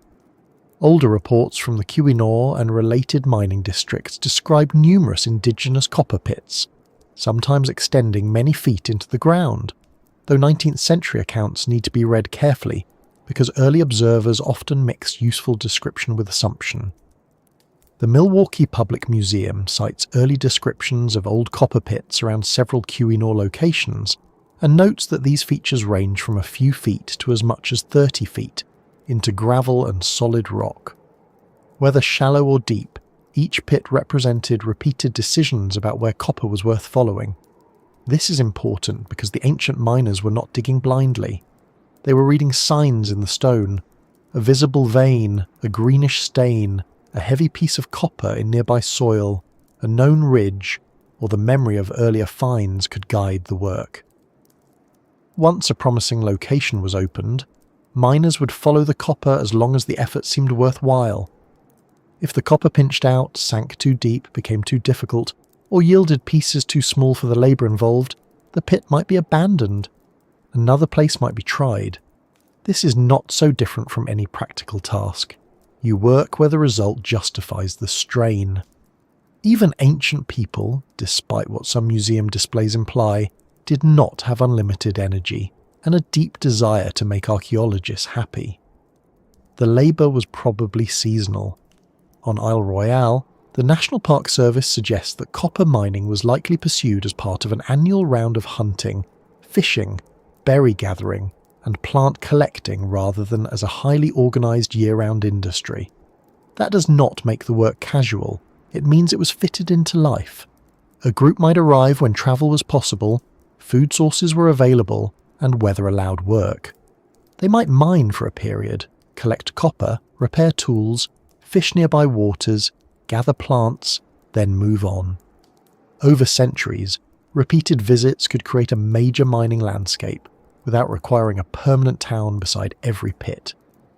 That kind of accumulation is easy to underestimate. One season of work may be modest. 1,000 years of returning is not modest at all. Think of Minong Ridge on Isle Royale, where pits cluster along copper-bearing rock. The Minong Copper Mining District is recognised as one of the largest and best preserved Indigenous copper mining landscapes, and modern summaries note that it has been central to archaeological understanding of Indigenous native copper mining methods.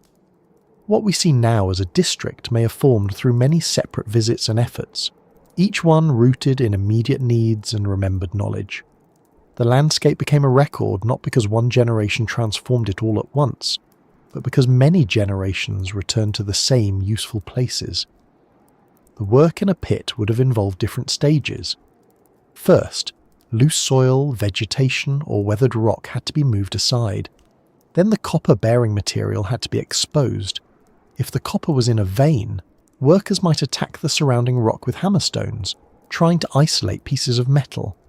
If fire setting was used, the rock had to be heated and cooled, then struck again. Broken stone had to be cleared. Copper fragments had to be sorted from waste rock. Larger pieces had to be pried, rocked, trimmed, or perhaps reduced in place. At some point, the copper had to leave the pit, and that may have been a serious problem when masses were large. Native copper can be deceptively heavy. A lump that looks manageable may become unpleasant very quickly once someone tries to lift it. Copper is much denser than ordinary rock, which means a piece the size of a loaf of bread may feel less like bread and more like a small disagreement with gravity. Large masses embedded in rock would have been even harder to handle. Rather than removing everything whole, ancient miners may have cut, hammered, or broken off smaller pieces. Some large copper masses were later found in mining regions with evidence that pieces had been removed or worked around, though the exact interpretation of every old report is not always certain. The basic practical problem remains obvious. The copper was valuable, but weight imposed limits. Once a piece was removed, mining was only the first half of the job. Raw native copper is not automatically a finished tool.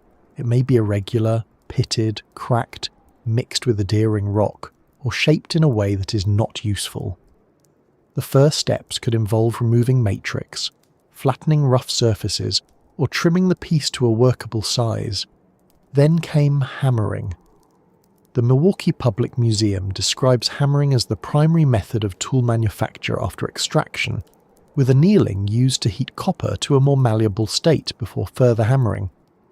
It also notes that many artifacts show signs of layering from hammering and folding the copper during production, and that there is no convincing evidence that archaic old copper populations smelted copper into moulds.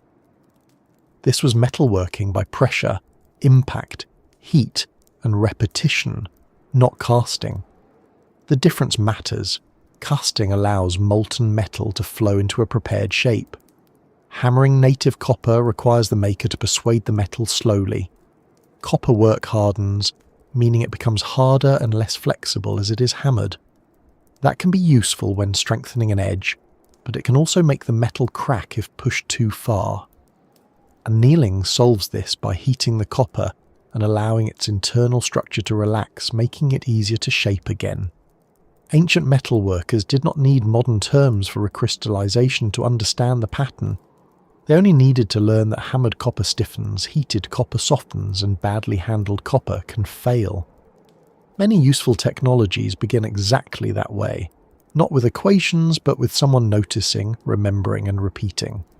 A finished copper tool might begin as a nugget, then become a flattened blank, then a rough outline, then a shaped point, blade, awl, or hook. Edges could be hammered thinner and ground, surfaces could be polished, holes, tangs, sockets, or attachment features might be shaped depending on the tool. Some objects required very careful control of form. A fishhook has to curve properly. A harpoon point has to hold and penetrate. An awl needs a strong tapered end. An adze or axe requires a shape that can be hafted and used without immediately working loose. The skill is easy to miss if one only sees the final object in a case, but each form represents choices made under the limits of copper's behaviour. There must have been failures. This is a comforting thought, really. Somewhere in the long history of old copper work, someone hammered too far and cracked a piece. Someone heated unevenly. Someone made a hook that bent too easily. Someone chose a hammerstone that bruised the hand. Someone spent a long time on a tool and then discovered it did not fit the handle well. Failure is not the opposite of technology. It is one of its ingredients. The polished examples that survive in collections are the successful end of a much messier learning process. Behind each good tool is a line of mistakes, corrections, and quiet improvements. The tools used for mining may also have been maintained and moved. Hammerstones were abundant in mining areas, but that does not mean every stone was disposable. Some may have been used until they broke. Others may have been selected on beaches and carried to pits. Grooves could form through use or be created to help grip or haft, depending on the object and context. Archaeologists have to distinguish between mining hammers, workshop stones, and ordinary rocks altered by natural processes, which is not always as simple as one would like. Nature is very good at making things that look almost but not quite like human tools, which is one reason archaeology requires patience and not just enthusiasm. The soundscape of a mining place would have been distinctive. Repeated impacts, crackling fires, hissing water on hot stone, scraping as loose rock was cleared, voices carrying through trees, birds reacting and then getting used to it, perhaps the low thud of copper being hammered into shape at a nearby camp. These sounds were seasonal additions to the lake country, not constant industrial noise but bursts of human effort in particular places. The smell would have been smoke, wet rock, soil, sweat, lake air, and cooked food. Food matters here because work requires calories. If people were mining for days or weeks, they needed to eat. Fishing, hunting, gathered plants, stored foods, and camp organisation would all support the activity. A mine is always connected to a kitchen, even if the kitchen is only a fire and a place to clean fish. This is one of those practical details that makes the ancient copper mines feel more human. We can talk about technology, trade, chronology, and extraction estimates, but at ground level someone had to be hungry. Someone had to decide whether to keep working or stop for the day. Someone may have wrapped a sore hand, sharpened another tool, adjusted a hide covering, or told a child not to get too close to the hot rock. People may have come to the mining places with a sense of purpose, but they also came with ordinary human needs. They needed sleep. They needed warmth. They needed water. They needed one another. Safety must have mattered too. Fire setting can fracture rock unpredictably. Hammerstones can glance off. Pits can collapse, fill with water, or become slippery. Smoke can be dangerous in enclosed spaces. Heavy copper can crush fingers and feet. Wooden supports may have been used where needed, though survival of such materials is limited and context matters. Even a shallow pit can injure someone if the ground gives way. The ancient miners were not ignorant of risk. People who live closely with land and tools tend to become very aware of what can go wrong. A community that returned to mining places over generations would have developed rules, habits, and cautions, even if we cannot hear them now. There's also a social rhythm to mining labour. Some tasks can be done alone, others are easier with a group. Removing a large copper piece, managing fire and water, clearing waste rock, transporting heavy material, and preparing food all benefit from cooperation. That cooperation does not require a king or overseer. Families, kin groups, seasonal parties, or visiting groups could organise work through shared expectations. Someone with experience might guide the process. Younger members might perform simpler tasks and learn by watching. Skilled workers might handle the most delicate shaping. This is how complex knowledge can function without bureaucracy. The organisation is real even if it leaves no office. The mine pits, once abandoned, began another transformation. Rain washed soil into them. Leaves fell. Moss grew. Trees rooted in spoil piles. Animals burrowed. Frost shifted stones. A pit that had once been a loud workplace became a hollow in the woods. Over centuries it could soften until only trained eyes recognised it.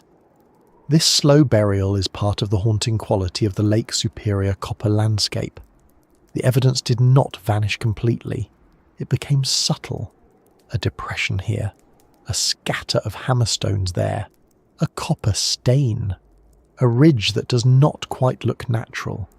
The forest did not erase the work so much as quiet it. Later, industrial miners sometimes rediscovered these old workings while searching for copper of their own. In many cases, historic mining damaged or destroyed ancient features because a 19th century mining company was not usually in the habit of pausing politely for archaeology.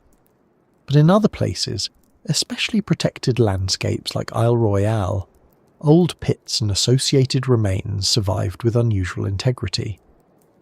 The Minong Copper mining district, for example, preserves both indigenous copper mining pit concentrations and later historic mining remains, making it a layered mining landscape where very different technologies pursued the same metal across thousands of years.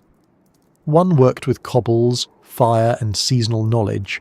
The other came with shafts, companies, machinery and industrial ambition.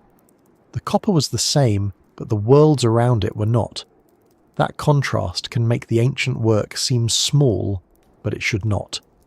Industrial mining removes rock at a scale ancient people did not and could not match. But ancient mining asks a different kind of admiration. It was precise, persistent, locally adapted, and sustained over deep time. It did not tear the whole landscape open at once. It returned to places. It followed visible copper.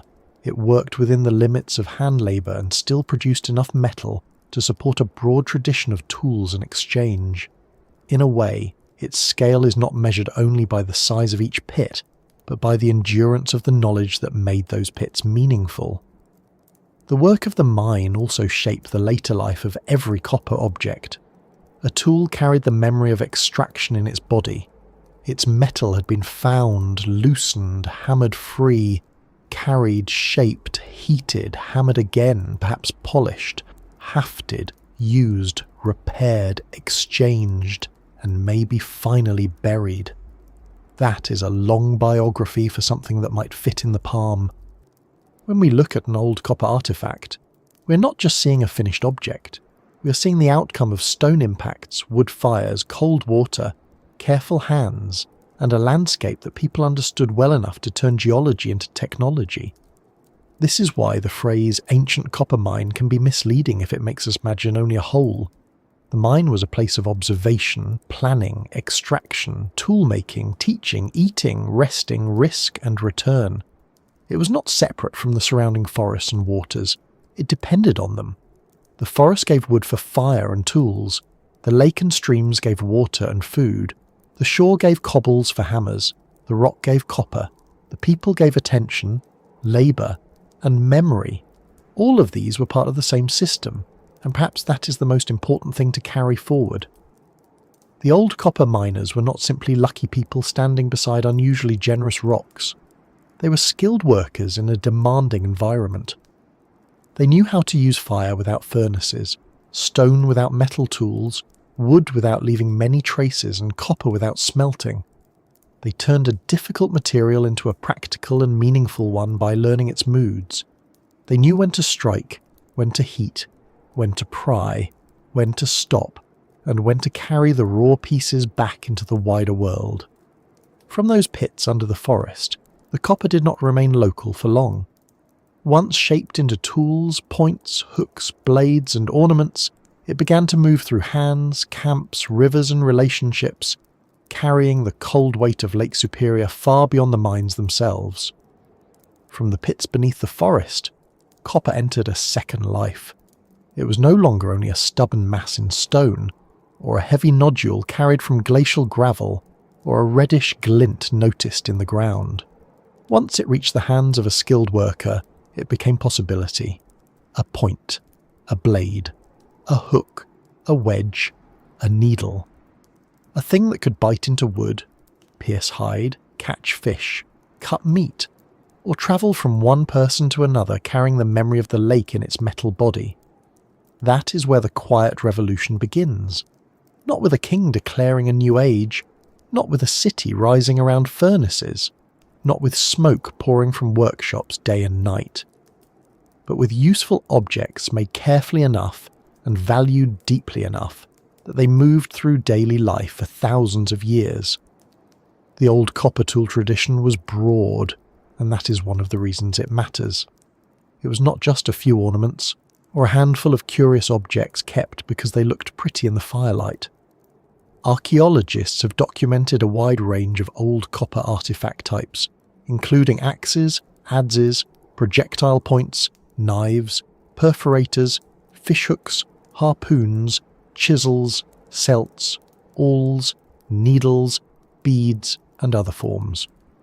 The Milwaukee Public Museum describes the old copper complex as a tradition spanning several thousand years and several thousand square miles, with native copper used to produce a wide variety of tools by the Middle Archaic period. Its own collection includes more than 1,500 old copper pieces, while early 20th century inventories in Wisconsin alone counted at least 13,000 copper artifacts, with the real total probably higher, because many objects entered private hands or were melted down after European settlement. That last detail is worth lingering on, because it tells us something important about the survival of evidence. What we see today is not everything that existed.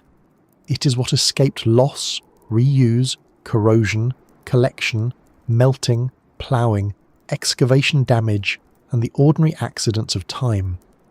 For every copper tool in a museum drawer, there may have been others worn down, reshaped, traded away, buried in places never found, or turned into something else long after their first maker was gone. Copper can be durable, but human history is very good at misplacing durable things.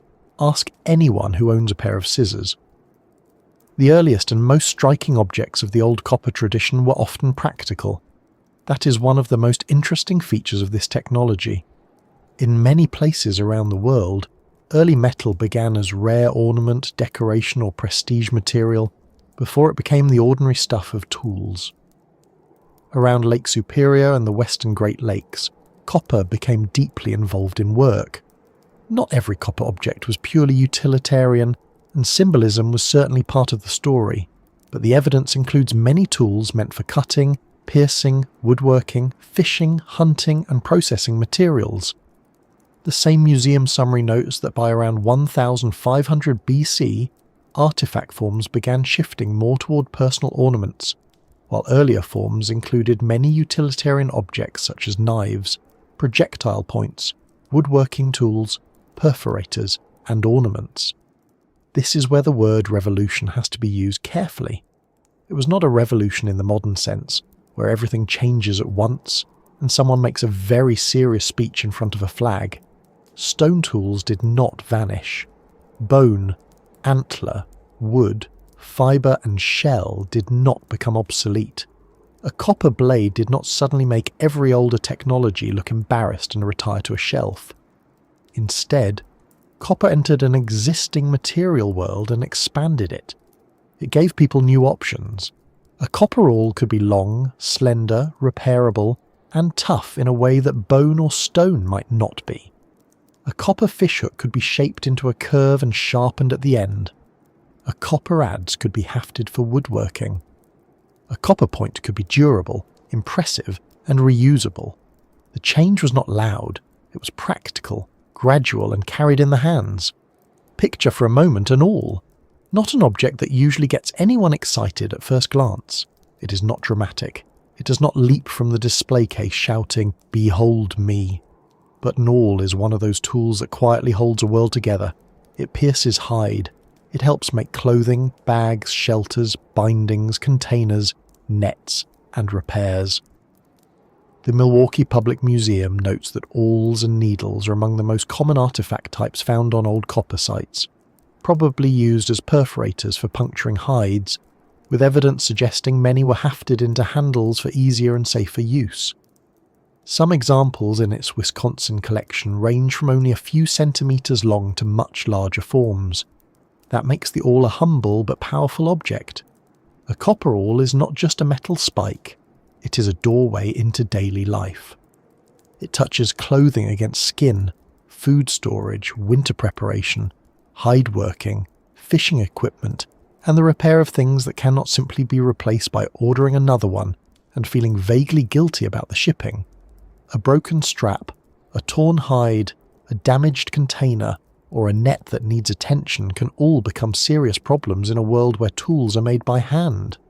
A strong perforator matters. It is the kind of tool that becomes ordinary precisely because it is so useful. Then there were the fishing tools, which make perfect sense in the Great Lakes world. Fish were not a side note. They were food, rhythm, season, and survival.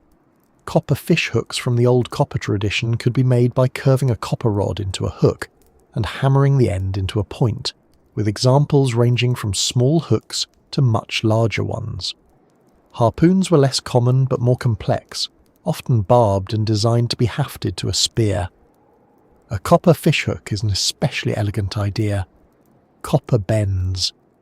Stone does not bend kindly. Bone and shell can be shaped into hooks, certainly, and many societies made excellent fishing tools from non-metal materials, but native copper offered another route.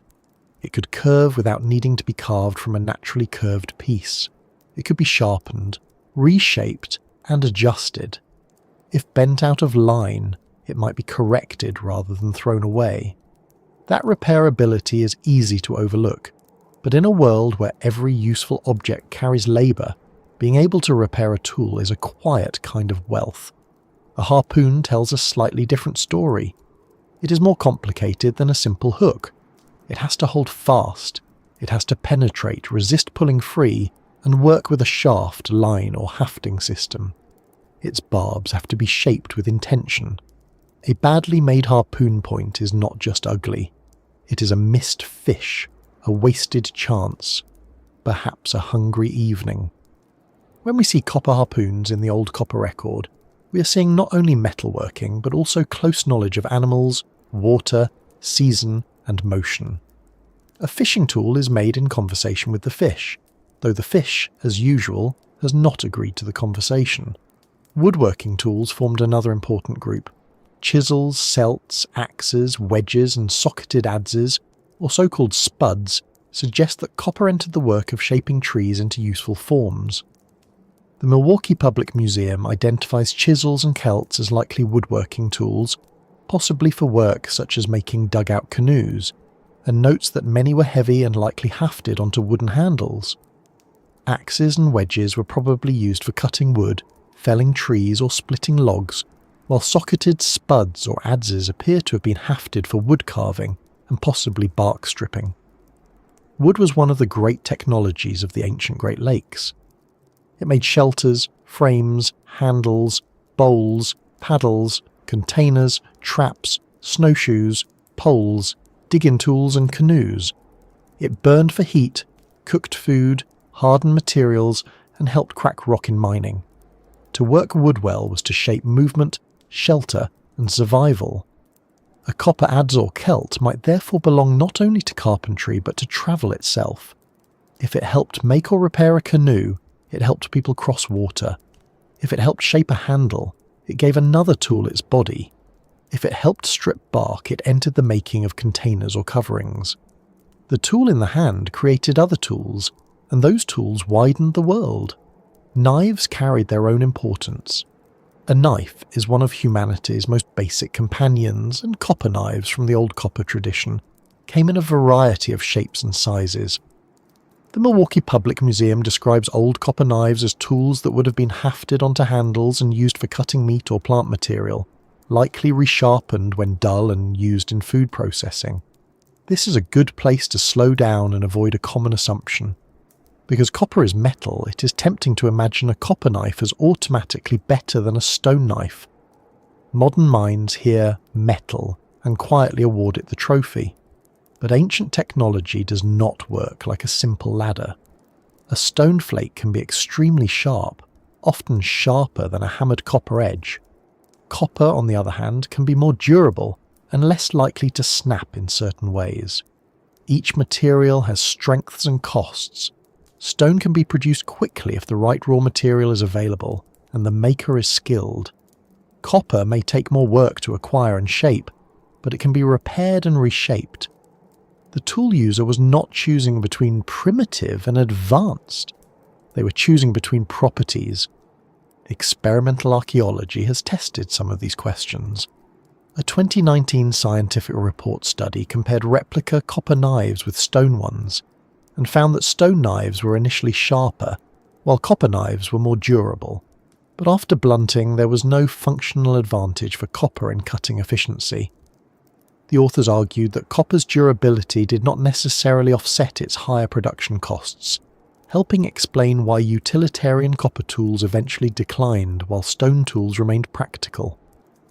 That finding makes the old copper tradition even more interesting, not less. It means ancient people were not foolish for using copper, and they were not foolish for later using less of it for everyday tools. They were making choices in a real world of trade-offs. A copper tool might be valuable because it lasted, because it could be reshaped, because it carried social meaning, because it was difficult to obtain, or because it worked well enough for certain tasks. A stone tool might be better because it was sharper, easier to replace, faster to make, or more efficient for cutting. The best tool is not always the newest material. Sometimes the best tool is the one you can make quickly before dinner, especially if dinner is trying to swim away. Projectile points and spear points bring another layer of meaning. A copper point could be practical in hunting or fishing, but it could also be visually striking and socially significant. Some old copper points are socketed, tanged, stemmed, or carefully shaped, showing a high level of control over copper's form. These were not just bent lumps with ambition, they required planning. A socketed point, for example, has to connect securely to a shaft. The maker must leave enough metal to form the socket, shape the blade, avoid cracking during hammering, and produce a form that can be used. It is a small engineering problem disguised as an artifact. The making of such points reminds us that copper work was not simply hammering until something looked sharp. It involved sequences. A nodule or piece of float copper had to be turned into a blank. The blank had to be flattened, folded, annealed, hammered, trimmed, ground, and polished as needed. The Milwaukee Public Museum notes that Great Lakes native copper is typically more than 95% pure, and that artifacts show signs of layering caused by hammering and folding, while there is no convincing evidence that archaic old copper workers smelted copper into moulds. That lack of casting matters because it means each object was built through direct shaping. In casting, molten metal fills a prepared hollow and takes its form from the mould. In old copper work, the shape emerged through repeated pressure and adjustment. Every bend, edge, socket and taper had to be persuaded into being. If the copper hardened too much, it had to be heated. If it cracked, the maker had a problem. If it bent wrong, more work was needed. The finished tool was therefore a record of decisions, not just a result. It is tempting to focus only on the largest or most beautiful pieces because large artifacts impress us. A heavy copper axe looks important. A long pike looks mysterious. A polished blade catches the eye. But small tools may have mattered just as much in daily life. A tiny awl can be the difference between repair and failure. A small hook can bring food from water. A little bead can carry identity, memory, or status. Ancient technologies often hide their importance in objects that fit between two fingers. Modern people do this too. We lose a charging cable and briefly understand how fragile civilization really is. Copper beads and ornaments introduce the social side more clearly. Later in the old copper tradition, personal adornment appears to become more prominent. Copper beads were often rolled into cylindrical forms and threaded with organic cord, while whole necklaces are rare. The Milwaukee Public Museum suggests that copper bead necklaces may have been produced more frequently in the later Archaic period as signs of wealth. This shift from many practical tools toward more ornament and symbolic use did not mean copper lost value. It may mean its value changed. A copper bead does not cut meat or split wood, but it can do something else. It can show connection. It can display access to valued material.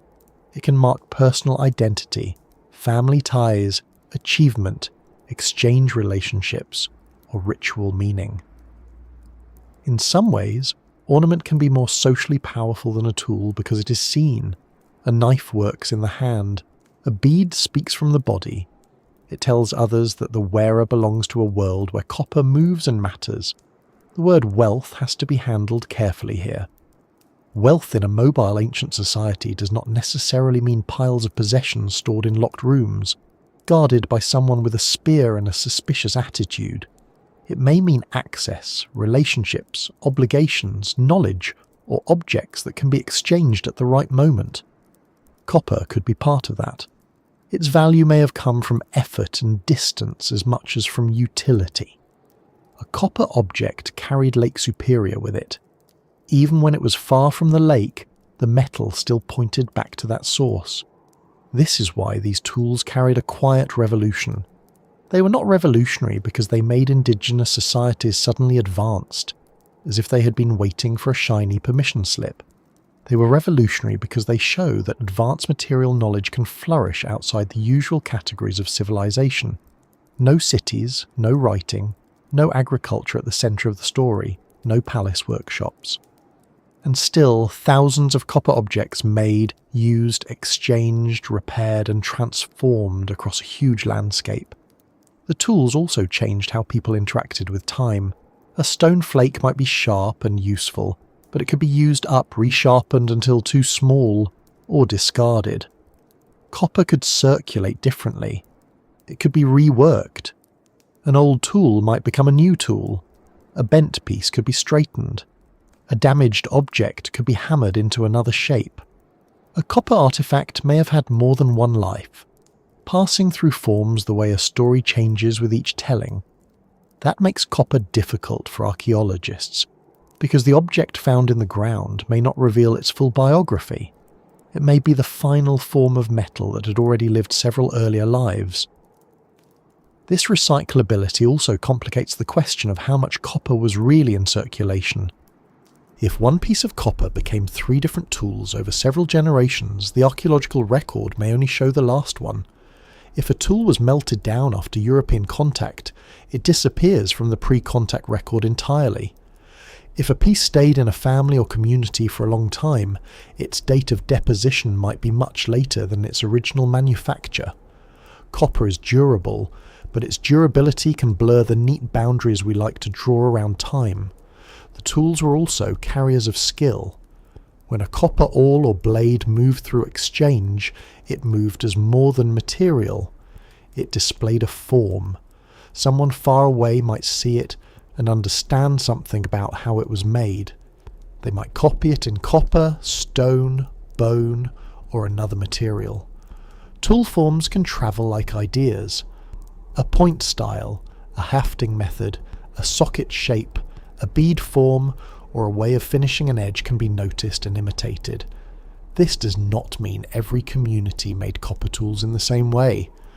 Regional styles almost certainly existed, but exchange networks allow techniques and preferences to move beyond their source, and then there is the feeling of using one. We should not get too romantic about it, but material experience matters. A copper tool has weight. It warms in the hand, it dents rather than flakes, it can be polished smooth, it can gleam when fresh and darken with age. The user would know its behaviour through touch. A copper knife cutting plant material, a copper awl piercing hide, a copper adze working wood, a fishhook bending slightly under pressure, each would teach the hand what copper could and could not do. Technology is not just what people make, it is what people learn while using what they make. The Quiet Revolution, then, was not a sudden replacement of the Stone Age with a Copper Age in the Old World sense. North America's old copper tradition did not lead into bronze, iron, and industrial metallurgy. It followed a different path. It was an early and long-lasting experiment with native metal in a hunter-gatherer world, one that produced practical tools for millennia, and then gradually shifted toward more symbolic uses. Scientific Reports describes this later movement away from utilitarian copper tools around 3,000 years before present as unusual in global archaeological terms, because societies that adopt metal tools often continue along a path in which metal replaces stone, while the Great Lakes case moved differently. That difference is what makes the old copper tools so important. They do not fit the simple story of progress. They show people trying something, mastering it, using it widely, and later choosing other materials for many practical tasks. That is not failure, that is adaptation. If stone was sharper and easier to produce for certain purposes, continuing to use stone made sense. If copper carried social meaning or worked well for specific forms, keeping copper made sense too. Ancient people were not trapped in a technology tree. They were living in a landscape of choices. By the time a copper object left the mining region, it had already gathered many layers of labour. It carried the geology of Lake Superior, the force of glaciers, the skill of miners, the patience of metal workers, the touch of users, and the relationships of exchange. A fishhook could carry all of that into a river far from its source. A bead could carry it onto a body. A blade could carry it into daily work. A point could carry it into hunting, status, or burial. The tools were small enough to move, but large enough in meaning to connect places. And as they moved, the story widened. Copper from the Lake Superior world did not stay quietly beside the ridges and islands where it was found. It travelled through hands, gifts, trade, visits, marriages, gatherings, and obligations. It crossed waters and forests. It reached communities who may never have seen the cold rock it came from. Each object became a messenger from a northern metal landscape, a little piece of copper country carried outward into the ancient roots of North America, where the next mystery is not only how people made these tools, but how far those tools went and what kinds of human connections carried them there. Once copper had been lifted from the rock and shaped into tools, it began to move. That movement may be the most human part of the entire old copper story, because metal does not travel by itself unless gravity is involved, and gravity, though reliable, is not especially good at long-distance trade. A copper point found far from Lake Superior is not just an object in the wrong place. It is evidence of hands, roots, meetings, exchanges, memories, and decisions. It tells us that a piece of northern metal left the place where it formed and entered a world of rivers, forests, lakes, camps, gatherings, and obligations. It crossed distances because people carried it, valued it, and understood that some things are worth moving even when they are heavy enough to make you question your own enthusiasm. The old copper complex covered more than a single mining district. The Milwaukee Public Museum describes it as a tradition spanning several thousand years and several thousand square miles. with dense concentrations of finds, especially in eastern Wisconsin, and a broad range of tools including axes, adzes, projectile points, knives, perforators, fishhooks, and harpoons. By the early 20th century, at least 13,000 copper artifacts had been inventoried in Wisconsin alone, and the museum suggests the total number found may possibly be around 20,000 when later discoveries and scattered collections are considered. That is a lot of copper objects to imagine quietly sitting in ancient camps, being packed into bundles, tied to handles, worn on bodies, placed with the dead, traded between communities, or lost in fields where someone much later would turn them up and wonder what on earth they had found. The number is not only impressive because it is large, it is impressive because each object had a pathway. Some may have stayed close to the source, others travelled only a short distance, from a mining area to a nearby camp or village, but some moved far enough that they begin to show us the shape of ancient connection. The copper roads were not roads in the Roman sense, with stones, milestones, and someone complaining about maintenance. They were routes of water, foot travel, kinship, and exchange. They ran along rivers, around lake shores, across portages, through forests, and between people who knew where to go because others had gone there before. To modern eyes, a trade network often appears as a line on a map. A neat arrow begins at Lake Superior and points toward Wisconsin, Ontario, New England, Ohio, or farther south. That kind of map is useful, but it can make ancient movement look too simple, as if copper objects were shipped from one warehouse to another with a tracking number and a politely vague delivery estimate. In reality, copper probably moved in many different ways. A person might carry raw copper from a source and shape it elsewhere. A finished tool might be exchanged during a seasonal gathering.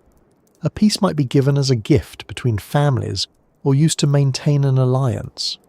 A copper ornament might travel with someone who married into another group. A tool might be buried with its owner far from where it was made. A worn object might be reworked, traded again, or broken apart for new uses.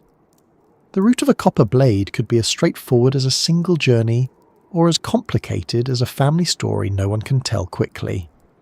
The National Park Service notes that artifacts made from Lake Superior copper eventually reached the southern Lake States and New England, while also reminding us that little is known about the earliest miners' full way of life on Isle Royale, because habitation sites from the mining period have not been located there. That absence matters. It means the copper objects speak louder than the camps. Archaeologists can see the metal moving, but the people who carried it are harder to locate in all their daily detail. We can trace artifacts, but tracing a conversation beside a fire is much more difficult, especially when the fire went out thousands of years ago and left no forwarding address. Still, the movement of copper fits the broader world of indigenous exchange in ancient North America. Long before European arrival, communities across the continent exchanged useful, rare, beautiful, and powerful materials. Stone from one region appears in another. Shells from distant coasts moved inland. Obsidian, mica, marine shell, galena, pigments, and other materials travelled through networks of relationship. Some objects moved as raw materials, others as finished goods, and others as things that carried religious or social importance. Copper belonged to that wider pattern, but it also stood apart because of its weight, shine, malleability, and connection to a very specific northern landscape. Water made many of these movements possible. The Great Lakes and their connected rivers were not barriers only. They were highways, though perhaps highways with waves, fog, storms, and no convenient rest stops. Lake Superior connected the copper country to other waterways.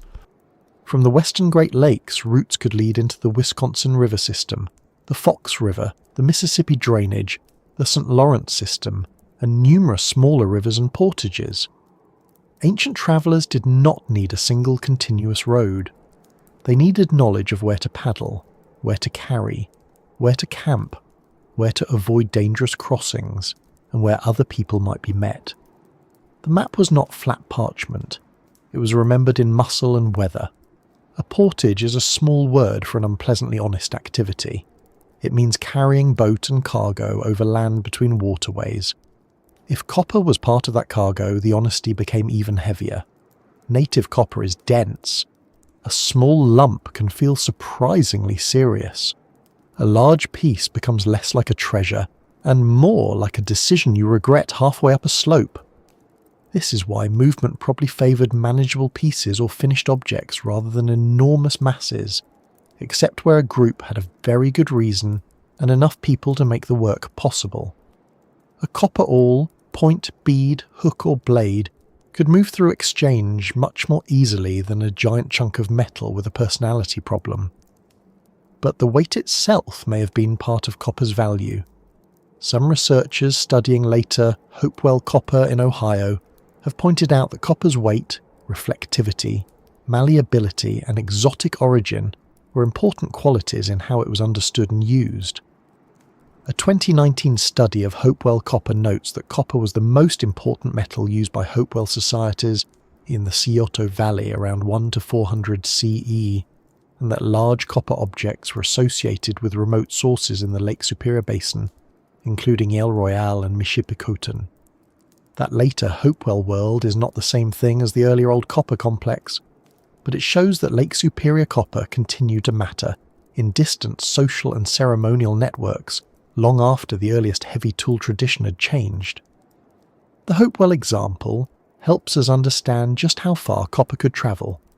The National Park Service says that most copper found in the Scioto River Valley earthworks came from sources in and around Lake Superior, nearly 800 miles one way, and that people moving to obtain copper would have travelled by foot and boat across hundreds of miles. Try to imagine that distance without highways, engines, packaged snacks, or a little voice from a phone telling you to turn left in 600 feet. It is not that ancient people thought of distance the way we do. They did not measure the world in interstate exits and fuel stops, but they certainly understood effort. They understood days of travel, river conditions, portages, food supply, social risk, and the importance of arriving safely.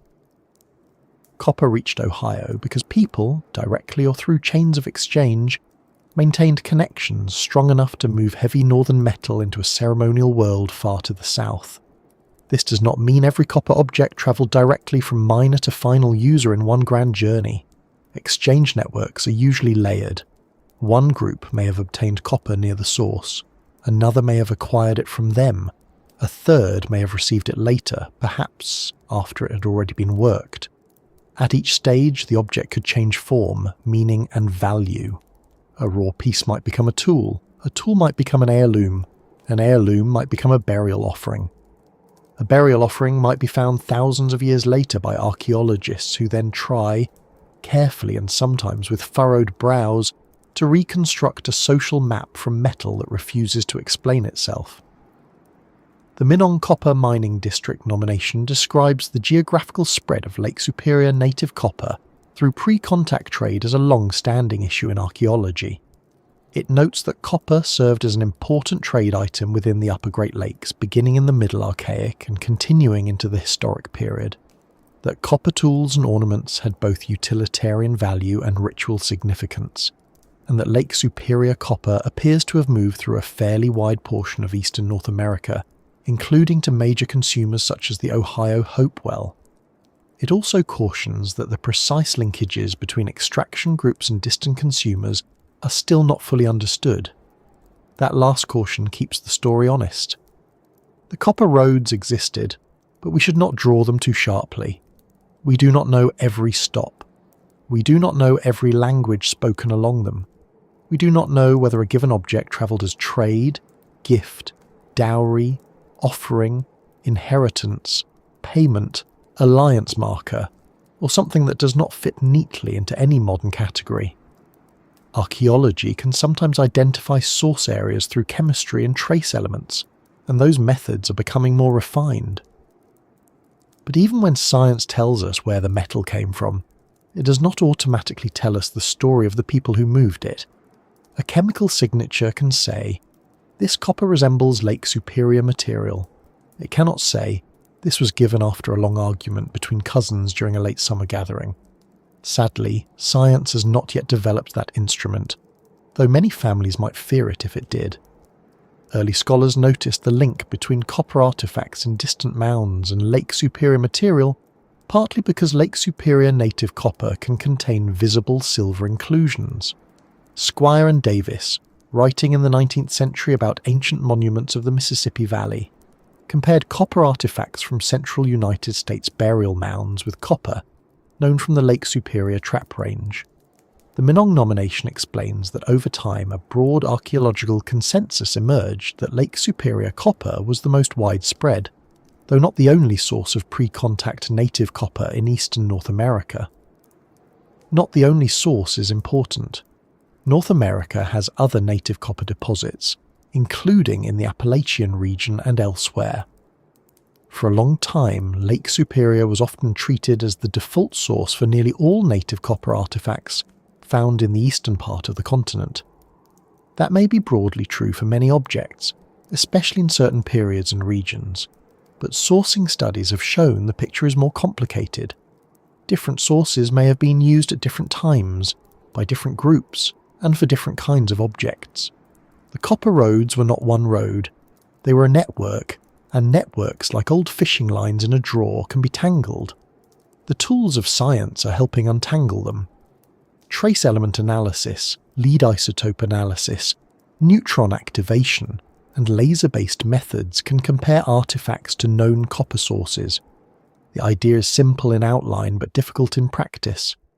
Copper from different geological deposits may contain slightly different chemical signatures, small traces of other elements or isotopic patterns that can help identify where it likely came from.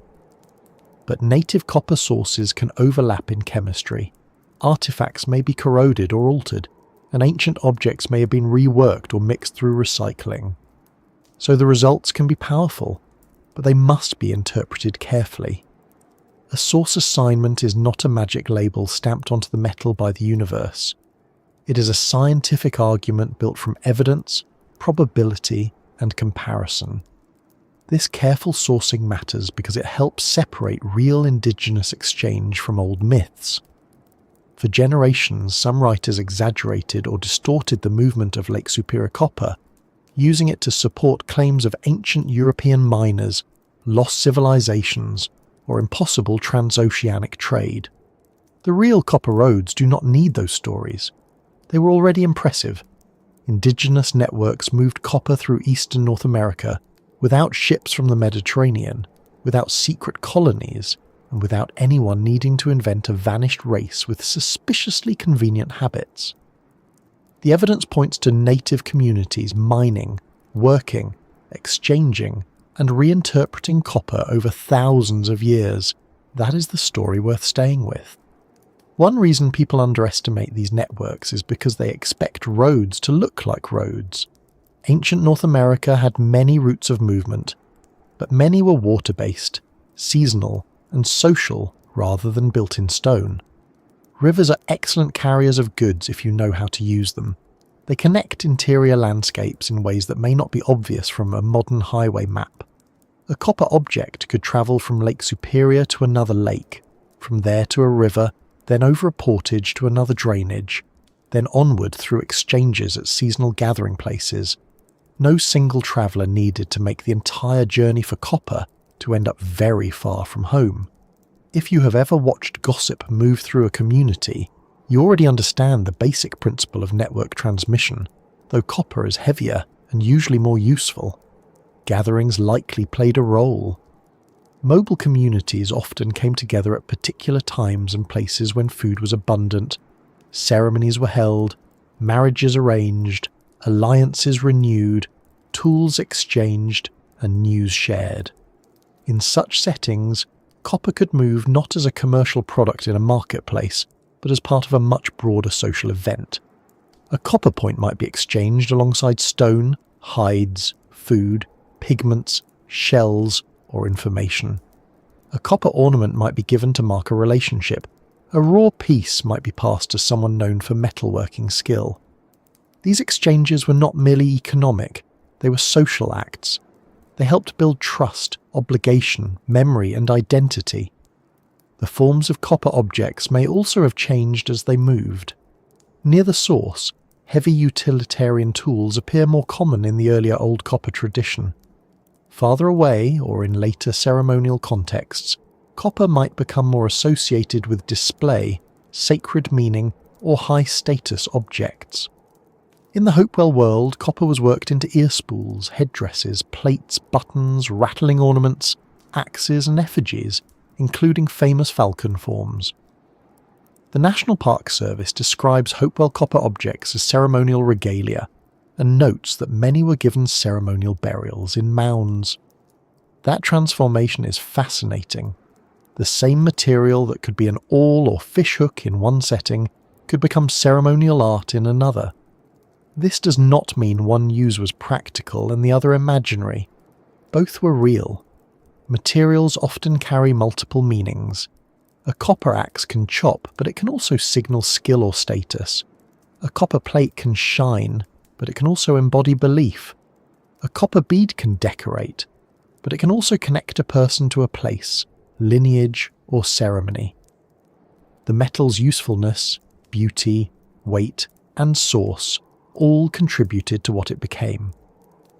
There is also the question of trust in exchange. Moving valued materials across long distances requires relationships.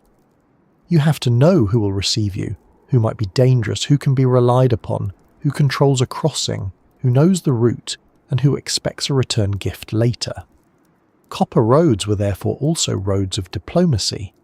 They depended on social memory. If a group repeatedly obtained copper through another group, then the relationship itself mattered. Break the relationship, and the copper flow might change. Strengthen it, and the material might move more regularly. In this way, the movement of copper can hint at ancient politics, not politics of kings and states, but politics of kinship, alliance, access, obligation, and respect. Because the old copper tradition lasted so long, these networks likely changed many times. A route useful in one century may have faded in another. A source famous for one community may have become less important after movement patterns shifted. A flood, conflict, alliance, marriage network, environmental change, or new social practice could redirect the flow of copper. Later, woodland and Mississippian copper use may have relied more on local or regional sources in some areas, while Lake Superior copper continued to hold special importance in others. The Minong nomination notes that studies suggest Lake Superior copper may have been more widespread in the Archaic period, with more local sources becoming more common in eastern North America during the woodland and Mississippian periods. That changing pattern reminds us that trade networks are alive. They grow, shrink, reroute, and sometimes vanish. They depend on people wanting what moves along them. If copper's practical value declined compared with stone tools, or if its social meaning shifted, the flow of copper might change too. If copper became more ceremonial, fewer objects might travel, but those objects might carry greater symbolic weight. If other materials became important, copper roads might share attention with shell roads, mica roads, obsidian roads, or routes carrying stories and ceremonies rather than heavy metal. The copper itself may also have encouraged stories. Around Lake Superior, copper has long held spiritual meaning for many indigenous peoples.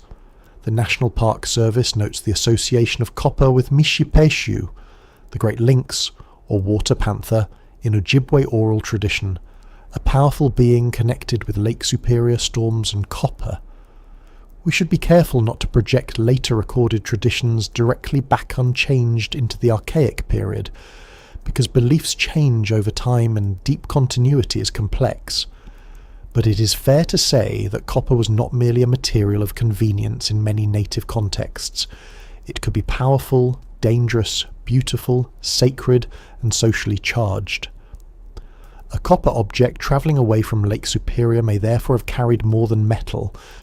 It may have carried the force of a place understood as powerful. This helps explain why copper could travel even when the journey was difficult. People do not move heavy materials long distances for no reason. They move them because the material does something. It cuts, shines, signals, heals, protects, displays, commemorates, connects, or transforms. Sometimes it does several of those things at once. The further copper travelled from Lake Superior, the more exotic it became. A tool near the source might be valuable because it was useful and took skill to make. A copper ornament far away might be valuable because it came from beyond ordinary experience, from a northern lake and its stories, from a place most people would never see. In that sense, every copper road was also a road of imagination. A person in Ohio, New England, Ontario, or another distant region holding Lake Superior copper might never have stood on the shore where the metal began. But they may have known something about it through story, through the person who carried it, through the look and weight of the object itself. The metal was a small piece of elsewhere. It made distant geography tangible. It let a person hold a cold northern place in the hand. And yet, even after tracing these routes, a larger question remains. If copper moved so widely, and if ancient mining continued for so long, where did it all go? Some of it is in museums, some is in collections, some is still buried, some was reused, some was lost beyond recovery. Some estimates of prehistoric extraction have been very large, perhaps too large to accept without caution, but the puzzle remains powerful because the mines, tools and trade networks together suggest an enormous human effort spread across deep time. The copper roads show us that the metal did not simply disappear at the edge of Lake Superior. It flowed outward through North America in ways we can only partly reconstruct, leaving behind enough traces to prove the movement happened, but not enough to answer every question neatly. And that is where the story begins to darken a little, not into fantasy, but into the harder mystery of numbers, missing metal, old claims, and the strange gap between what the Earth seems to have given up and what archaeology has been able to find. And then we come to the part of the story that seems to lean a little closer to the campfire and lower its voice. Because once we know that copper was mined, once we know it was worked into tools and ornaments, once we know it travelled through ancient exchange networks across a large part of North America, the next question arrives almost by itself. If so much copper came out of the Lake Superior region over so many generations, where did it all go? It sounds, at first, like a simple accounting problem. Copper in, copper out. Mines on one side, artifacts on the other. Count the tools, estimate the pits, weigh a few things, make a tidy chart, and then perhaps reward yourself with tea. But archaeology, being archaeology, immediately refuses to behave that politely. The mines are ancient and unevenly preserved.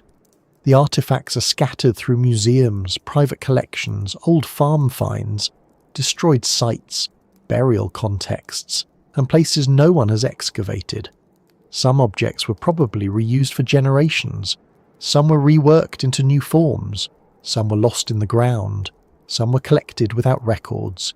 Some were melted down after European settlement, which is one of those deeply frustrating moments when the past survives for thousands of years and then someone turns it into scrap metal, because they did not realise the future would have questions. This is the strange mystery of the missing metal. It is not a mystery in the sense that copper was taken by vanished visitors from across the ocean, or hidden in secret warehouses, or spirited away by a lost civilization with a suspiciously convenient habit of leaving no evidence except whatever a modern theory happens to need. It is a real archaeological puzzle, but it is also a puzzle surrounded by exaggeration. The real version is quieter, harder, and more interesting. It asks how much copper was actually removed by indigenous miners, how much was turned into tools, how much moved through exchange, how much remains unrecognised, and how much of the supposed gap exists because our numbers are uncertain in the first place. The biggest number often repeated in popular accounts is enormous, as much as 1.5 billion pounds of copper ore extracted during the Archaic period. The Milwaukee Public Museum mentions this as the largest estimate, originally from Dreyer and colleagues in 1961, but it also states plainly that the true tonnage is difficult to determine because no comprehensive study of all the prehistoric mines has been completed. That is an important sentence, and it should sit right beside the huge number like a calm adult supervising an excited child. The estimate is part of the history of discussion, but it is not a settled measurement of exactly what ancient miners removed. The difference between a dramatic estimate and confirmed evidence matters. If someone says, ancient miners removed 1.5 billion pounds of copper, it sounds as if the matter has been weighed, recorded and filed. But the archaeological reality is more uncertain. The prehistoric pits vary in size. Many were disturbed or destroyed by later industrial mining. Some features may have been counted or interpreted differently by different observers. Older reports sometimes lacked the careful mapping and stratigraphic methods archaeologists would want today.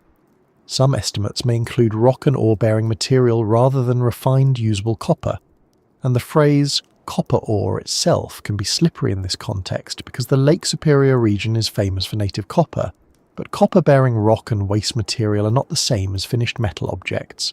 1 billion pounds sounds clear. The ground beneath it is less clear. That does not mean there was no large-scale extraction. Quite the opposite. Ancient mining around Lake Superior was real, significant, and long-lasting. The National Park Service describes more than 1,000 Indigenous mining pits on Isle Royale alone, many now filled with soil and covered by vegetation, with raw copper extracted from bedrock using rounded cobbles as hammerstones. The Milwaukee Public Museum also notes that thousands of grooved hammerstones have been found in and around prehistoric mining pits, indicating repeated and labour-intensive extraction. These are not the traces of someone casually picking up a shiny pebble once and then wandering off. They are traces of sustained work. The copper tradition was substantial. The question is not whether copper was mined. The question is how much, and how to compare that amount with what survives. This is where the missing metal becomes less like a single locked room mystery, and more like a basket full of smaller mysteries, all tangled together. One part of the puzzle is preservation. Copper survives well compared with wood, fibre or hide, but survival is not the same as discovery. A copper tool dropped in a lake, buried in a wetland, placed in a grave, lost in a forest, or left in a camp that has never been excavated, can remain outside the known record for thousands of years. The Earth does not send archaeologists a polite annual inventory. It keeps most of its objects hidden until erosion, construction, farming, excavation, or luck brings them up. And luck, though useful, is not a research method anyone should trust too completely. Another part is collection history. Many old copper artifacts were found long before professional archaeological recording became standard. Farmers ploughed them up. Children found them. Collectors bought and sold them. Museums received donations without detailed provenience. Some artifacts entered private collections and disappeared from scholarly view. Others were mislabeled, misunderstood, or separated from the context that would have told us where and how they were used. The Milwaukee Public Museum notes that at least 13,000 copper artifacts had been reported from Wisconsin by 1910, and that the actual number found may be closer to 20,000 or more when later discoveries and privately held pieces are considered. That sounds like a large number, and it is, but it is still only the visible surface of a much larger history of making, using, losing, burying and collecting. Then there is reuse. Copper is wonderfully inconvenient for archaeologists because it can be reshaped. A stone point once broken badly enough may be discarded or reduced into something smaller, but copper can be hammered, annealed, bent, repaired, and transformed. A copper awl could be made from a worn piece of another object. A damaged blade could become a smaller tool. A bead could be made from a fragment. A lump could be worked, used, broken, and reworked over a long life. So if one piece of copper existed in 3 or 4 different forms across several generations, archaeology may find only the final version, or none at all. The missing metal may not be missing because it vanished. It may be hiding inside later objects, folded into new shapes, long before anyone thought to ask its first name. This matters especially because old copper technology did not depend on casting molten metal into molds. The Milwaukee Public Museum states that Great Lakes native copper is typically very pure, and that old copper artifacts were shaped mainly through hammering, folding, annealing, grinding, and polishing rather than smelting and casting. That means metal could be reworked directly. A finished tool did not have to be melted down to become useful again. It could be heated and hammered into a new life. In a world where acquiring copper required travel and labour, reusing it would make perfect sense. Waste is often a luxury, and ancient people were rarely as enthusiastic about waste as modern packaging seems to be. Some copper may also have left the archaeological record during the historic period. Once Euro-American settlers, collectors, and industrial miners entered the Great Lakes copper country, ancient objects could be removed, traded, sold, or destroyed.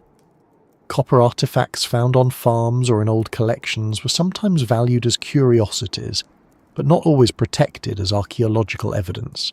Some were melted for their metal. This is painful to imagine, but not unusual. Many ancient objects around the world survived deep time only to be destroyed after being found by people who did not understand or value their context.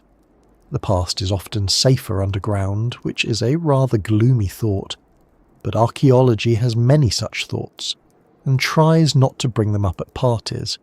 A different kind of missing metal may lie in artifacts that were never recognised as old copper objects. A corroded copper fragment can look like scrap. A bent tool may not be obvious. A piece without context may sit unnoticed in a collection. Some objects may have been misidentified as later historic copper, especially if they were found without excavation records. Others may have been reshaped or damaged in ways that make their original form hard to read.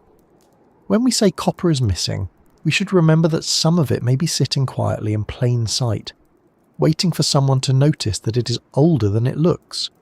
There is also the question of scale across time. The old copper complex lasted for thousands of years. A tradition spread over such a long period can produce impressive totals even if annual production was modest. This is one of the easiest things to misunderstand. If people mined copper seasonally, in small groups, over many generations, the total labour could become enormous without ever looking like industrial mining in any single year. A few families returning to a copper source again and again can leave a large trace after 1,000 years. Time is a multiplier. It turns repeated modest actions into landscapes, but time also spreads the evidence thin. Copper tools made early in the tradition may have been reused, traded, buried, destroyed, or lost long before later copper use began. Camps may have moved. Shorelines changed, organic materials decayed, erosion disturbed contexts. Later occupations may have mixed with earlier ones. Archaeologists are not looking at a single frozen moment. They are looking at thousands of years of overlapping activity, and the older something is, the more chances time has had to rearrange it. Radiocarbon work has helped clarify part of the timeline, but it has also shown how careful interpretation must be. A 2021 study in radiocarbon examined 53 radiocarbon dates associated with old copper artifacts and mines, comparing artifact dates with lake sediment records of mining and annealing. It found that organic material embedded in 15 copper artifacts ranged from about 8,500 to 3,580 calibrated years before present, confirming the old copper complex as among the world's oldest known metalworking societies. The same study also cautioned that some dates from mine contexts may be younger, because they reflect processes after abandonment, such as infill, rather than the actual moment of mining. That caution is exactly the kind archaeology needs. A date from a mine pit is not automatically the date when someone was working copper there. It might date charcoal from a later fire, organic matter washed in after abandonment, or wood deposited when the pit was already old. A date from cordage embedded in an artifact may be close to the object's use, but even that must be interpreted carefully. Archaeological time is not a clock on the wall. It is a set of clues, each with its own relationship to the event we actually want to understand. Sometimes the clue is standing right beside the event.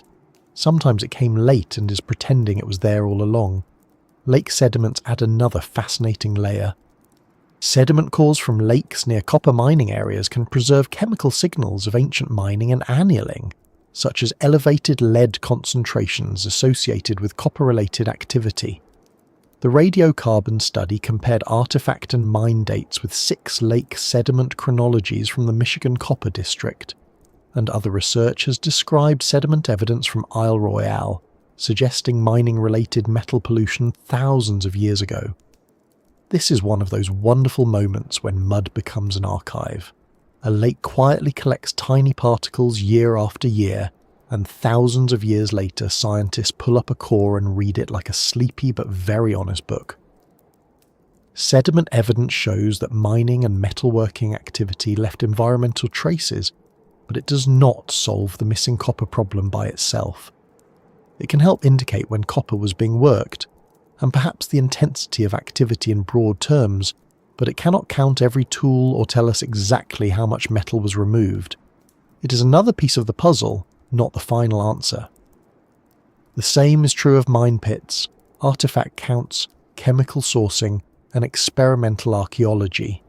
Each provides a window, none gives the whole room. This is where exaggerated theories often slip in. The gap between large extraction estimates and known artifacts has inspired claims that ancient Mediterranean sailors, Bronze Age Europeans or other outsiders must have taken the copper away. Some versions imagine Lake Superior copper crossing the Atlantic to supply the Bronze Age Old World. Others suggest huge quantities disappeared into unknown trade systems that archaeology has failed to recognize. These ideas can sound exciting because they take the missing metal and turn it into a global adventure, but excitement is not evidence.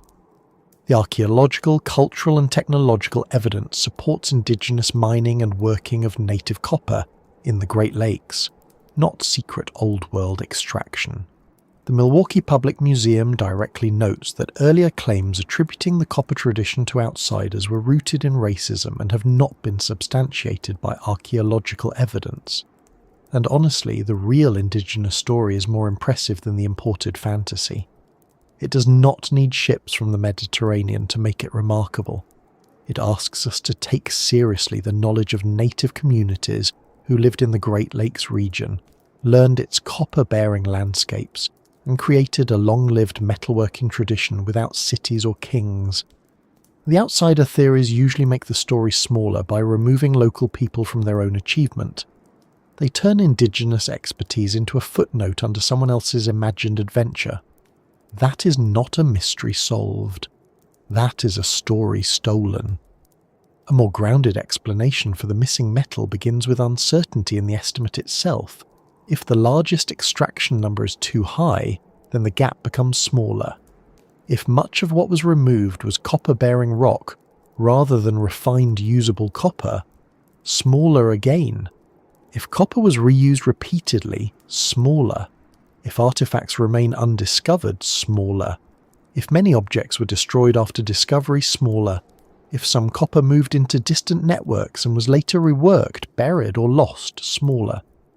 None of these explanations alone accounts for everything neatly, but together they create a much more reasonable picture than a vanished fleet carrying away hundreds of thousands of tons under cover of prehistoric darkness, presumably while everyone on shore failed to mention it in any traceable way. The word missing itself can mislead us. Missing from where? From museum cases, from formal inventories, from modern expectations of how much material should survive. Archaeology almost never recovers the full output of ancient production. Think of stone tools. Vast numbers were made across prehistoric North America, but only a fraction are known. Think of wooden tools, baskets, textiles, nets, hides, and cordage. Most are gone. If we judged ancient life only by what survives visibly, we would conclude that people spent all their time making stone points and very little time wearing clothes, carrying things, or sleeping under shelter, which would be a chilly and impractical society indeed. Copper has the opposite problem. Because it survives better than many materials, we expect it to answer more questions than it can. We see thousands of artifacts and think we should be able to reconstruct the whole system. But thousands are still fragments. They are scattered fragments, often removed from their original settings. Without context, even a beautiful tool becomes quieter. It can tell us how it was made, perhaps where its metal came from, sometimes how it was used, but not always who carried it, or why it was finally left behind. Another part of the puzzle is that copper may have moved in social forms that do not leave many archaeological traces. Gift exchange can move objects far without creating market sites. Heirlooms can stay in circulation for centuries before deposition. Ceremonial use may concentrate copper in special contexts that have not survived or have not been excavated. Some objects may have been deliberately placed in water, wetlands, or other places difficult to recover. A tool kept in use is archaeologically invisible until it is lost, broken, buried, or abandoned. A valued object can spend a long life outside the ground before archaeology ever has a chance to meet it. There may also have been raw copper caches that remain undiscovered or were disturbed without record. People may have stored pieces near camps, routes, or mining places. Some caches might have been intended for later use. Others might have been offerings or deposits with meanings we cannot easily reconstruct. If found in historic times, such caches could be broken up, sold, or melted. A buried bundle of copper is only evidence if someone finds it carefully and tells the truth about where it was. That is asking quite a lot from history, which often behaves like a raccoon in a pantry. The missing metal question also touches on the decline of the heavy utilitarian copper tradition. If copper tools became less common after around 3,000 years before present, where did the existing copper go? Some may have remained in use, some was converted into ornaments, some was buried in mortuary contexts, some may have been traded into later ceremonial systems, some may have been abandoned as stone and bone tools continued to serve practical needs. A 2022 open access study on copper chronology notes that the old Copper Age range is generally thought to extend roughly from 6,780 to 3,100 calibrated years before present, while other research has explored why copper tool use declined despite its early importance. The decline itself may have made copper more visible in some ways and less visible in others. If fewer heavy tools were made, later copper might appear mostly as ornaments or ceremonial pieces. If old tools were reworked into smaller symbolic objects, a large amount of earlier metal could become distributed into many little items. If copper became more socially restricted, it might appear in special context rather than ordinary camps. This would change the archaeological pattern without requiring the metal to vanish mysteriously. It would be less like a disappearance and more like a change of costume, though admittedly copper is not known for being modest. Even the mines themselves complicate the accounting. Some ancient pits were later swallowed by industrial mining. 19th and 20th century operations in the Quinor removed enormous quantities of copper and disturbed earlier landscapes. Historic miners sometimes encountered ancient workings, but they were primarily interested in extracting copper, not preserving indigenous mining history. When industrial shafts, trenches, dumps and roads cut through ancient features, the evidence could be damaged or lost. That means some of the best clues for estimating prehistoric extraction may have been destroyed by later extraction. It is a little like trying to read a letter after someone used it to start a campfire and then insisted the ashes are still technically informative. At the same time, we should not let the missing metal mystery overshadow what is already known. Thousands of artifacts exist, mining pits exist, hammerstones exist, radiocarbon dates exist, sediment evidence exists. Indigenous traditions and historical references to copper's importance exist. The old copper complex is not a vague rumour built on absence. It is a real archaeological phenomenon with a strong evidentiary foundation. The mystery lies around scale, distribution, and survival, not around whether indigenous peoples mined and worked copper. The best way to hold this mystery is probably not as a single question with one dramatic answer, but as a set of overlapping processes. Ancient miners removed copper over thousands of years. Some of it became tools, some became ornaments, some moved far away, some stayed local, some was repaired and reused, some was buried with the dead, some was deposited in places never found, some was lost, collected, misrecorded, melted, or destroyed. Some of the supposed missing amount may come from inflated or uncertain extraction estimates. Some remains underground. Some sits in museums. Some is in private collections where it cannot easily be studied. And some may still be waiting under roots, silt, or old field soil, quietly refusing to make our accounting easier. There is something almost fitting about that. Copper itself is a material of transformation. It changes shape under pressure. It hardens, softens, bends, and becomes new forms. Its archaeological story has done the same. It has been shaped by indigenous skill, by ancient exchange, by scientific study, by colonial misunderstanding, by collectors, by industrial mining, by museum work, and by modern curiosity. The missing metal is not only missing from the ground, it is missing from the old simplified stories of North American history, the ones that did not know how to make room for large-scale indigenous metalworking before cities and kings. So when we ask where all the copper went, the most honest answer is that it went everywhere the people carried it, and then time did what time always does. It scattered the evidence, it hid some pieces and exposed others. It broke context apart. It let some objects shine in museum drawers while leaving others under water, soil, or private dust. It allowed speculation to grow in the gaps, but it also preserved enough truth for careful study to continue. The copper is not gone in one dramatic act. It is dispersed through use, exchange, burial, loss, reuse, and misunderstanding. And that brings us to another question, one that sits quietly behind the missing metal.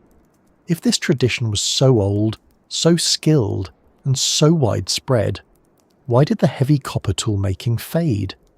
Why did communities who knew how to mine and work native copper gradually turn away from making so many practical copper tools?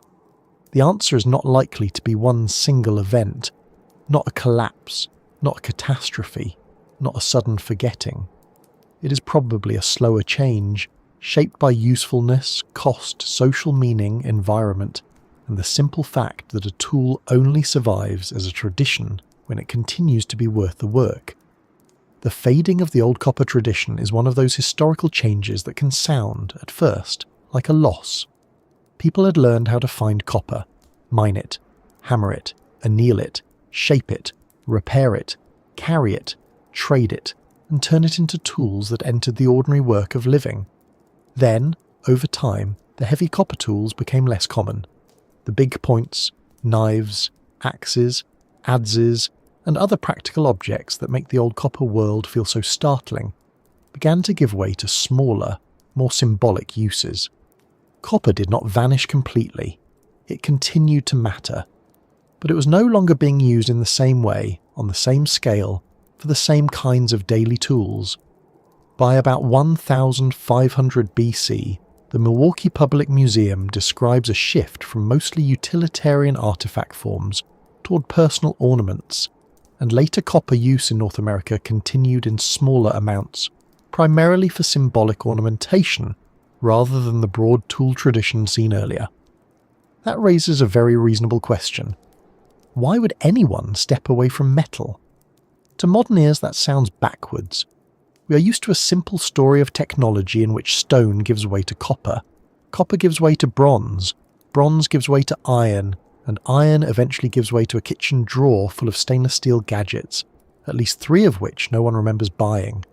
In that familiar story, metal replaces stone because metal is assumed to be better, stronger, more advanced, more efficient, more future-looking. So when ancient communities in the Great Lakes region used copper for thousands of years and then reduced their use of copper tools, it feels almost like someone put the technological ladder down and wandered off to make tea. But the past is rarely a ladder. It is more like a landscape with many possible paths, some leading forward, some looping back, and some turning out to be very scenic but not worth carrying a heavy copper axe along. The decline of heavy copper toolmaking was probably not a sudden collapse, not a forgotten secret, not the result of one disaster, and not evidence that people mysteriously lost the ability to work copper. It was more likely a slow change in choices, a change in what was useful, what was costly, what mattered socially, and what kinds of tools were worth the work. The first part of the answer is very practical. Copper was useful, but it was not magical. It did not automatically beat stone at every job. This is one of the most important points in the whole story, because modern people often treat metal as if it is always the superior material. But a tool is not better simply because it shines. It is better if it performs well for the task, if it can be made at a reasonable cost, if it can be repaired or replaced, and if it fits the needs of the person using it. Copper could bend, be reshaped, and last a long time. Stone could be extremely sharp, widely available in some areas, and quickly made into cutting edges by someone skilled. Bone and antler also remained excellent materials for many piercing and shaping tasks. In other words, copper entered a world that already had good tools. Experimental archaeology has helped make this clearer.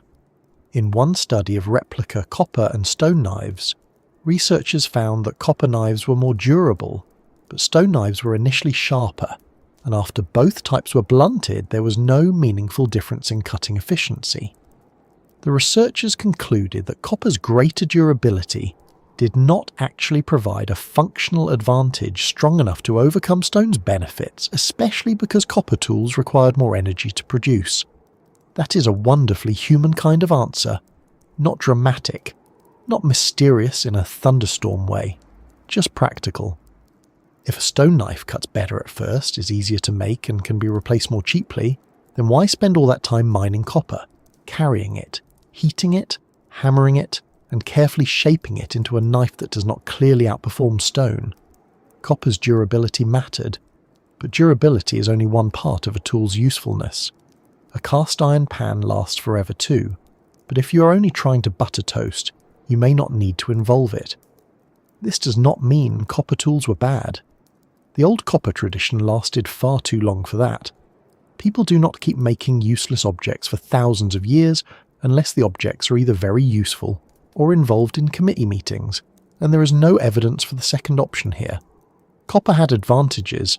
It could be repaired and reshaped. It had weight and strength. It could form curves and long, slender shapes more easily than many stones.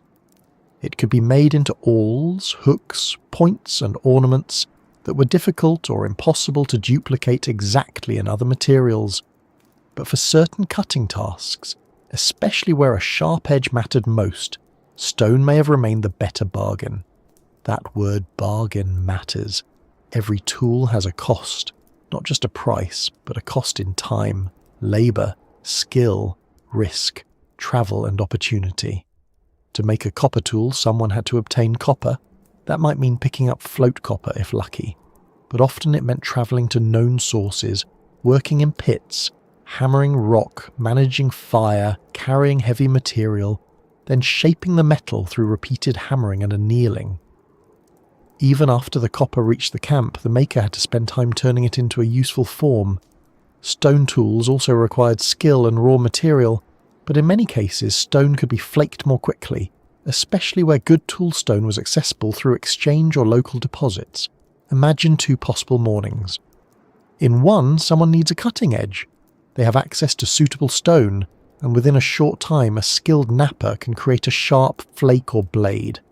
In another, someone must obtain copper, heat it, hammer it, soften it, hammer it again, grind it, perhaps haft it, and hope the finished edge is worth the effort.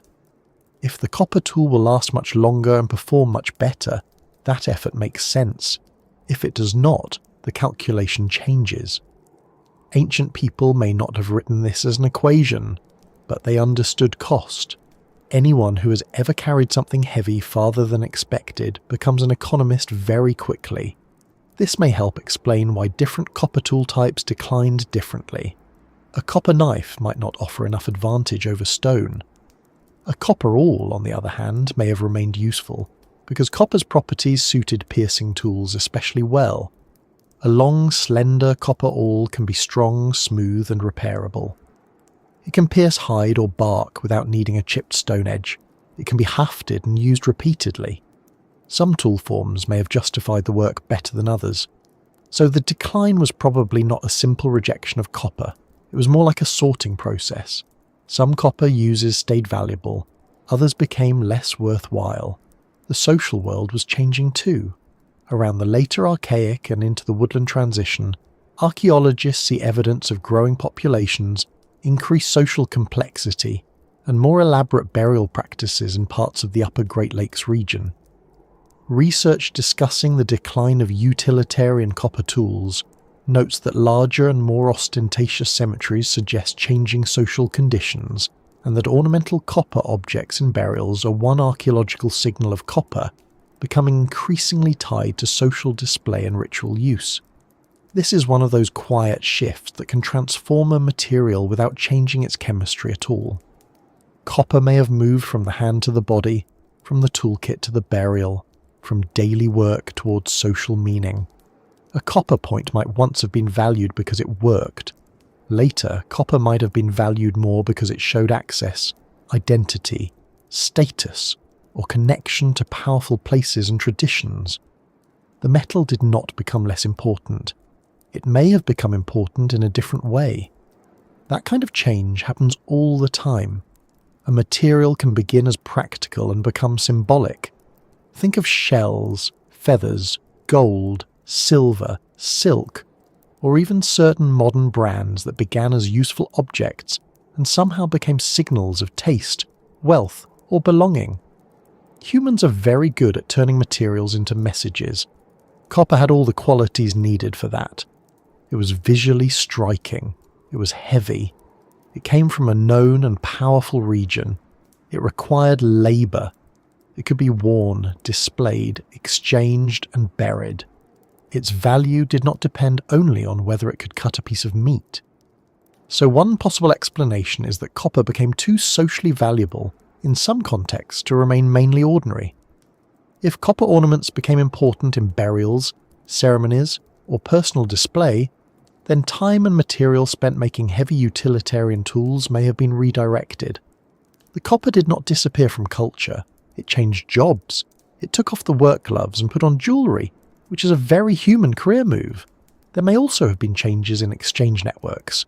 As communities grew, moved, interacted differently, or developed new social ties, access to both copper and alternative materials could have shifted.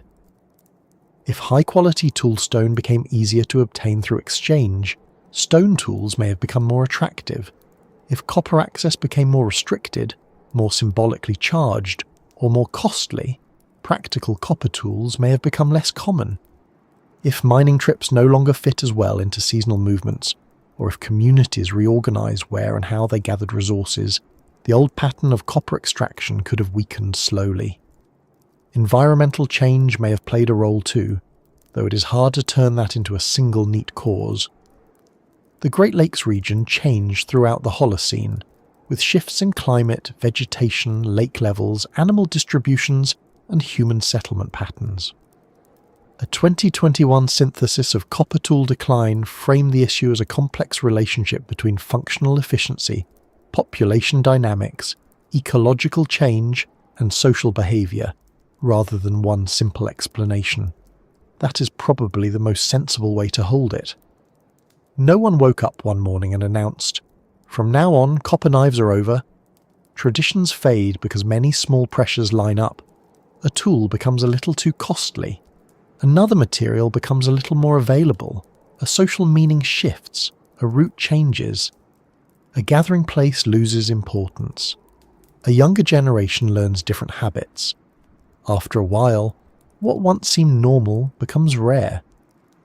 There is a softness in that kind of decline, but also something a little sad. Not because the people were failing, but because we tend to notice traditions most clearly when they are gone. The old copper pits were not abandoned in a single cinematic moment. There may not have been one final hammerstone dropped with dramatic music as someone stared into the sunset. More likely, some pits were visited less often. Some sources were remembered but not worked. Some tools were still made but fewer. Some old pieces were kept, repaired or reworked. Some copper became beads or ornaments. The forest grew back over the mines not because everyone forgot at once, but because fewer feet returned to keep the openings clear. And yet, knowledge probably did not vanish completely. Indigenous peoples around the Great Lakes continue to know copper, value copper, and incorporate it into later traditions. Historic and ethnographic records show that copper held meaning in many native communities, including powerful associations with water, the Great Lakes, and spiritual beings. We should be careful not to project later beliefs unchanged thousands of years into the past, but we should also avoid the opposite mistake of imagining that copper became meaningless simply because heavy utilitarian toolmaking declined. Materials can move from everyday technology into ceremonial life and remain deeply important. The decline of mining may also have been uneven. Some places may have continued to be visited long after others were left alone. Some communities may have kept stronger copper traditions than their neighbours. Some forms may have persisted because they remained useful. Others may have faded because they were replaced by stone, bone, or antler. Archaeological labels can make change look cleaner than it was. We say the old copper complex declined, but on the ground that decline would have looked like many local decisions spread across generations. One family still making copper awls, another relying more on stone. One group preserving copper for ornaments, another trading for it less often. One source remembered in stories but no longer mined every season. The practical decline of copper tools also reminds us that ancient people were not blinded by novelty. They tested materials through use. They knew what worked. If stone performed better for many cutting tasks, they used stone. If copper was worth the effort for certain piercing tools or ornaments, they used copper. That is not technological regression, it is intelligent selection. In fact, it may be more sophisticated than simply assuming metal is always better, because it is metal. The old copper people had the experience to choose, and later communities had the freedom to choose differently. This makes the Great Lakes case unusual in global archaeology.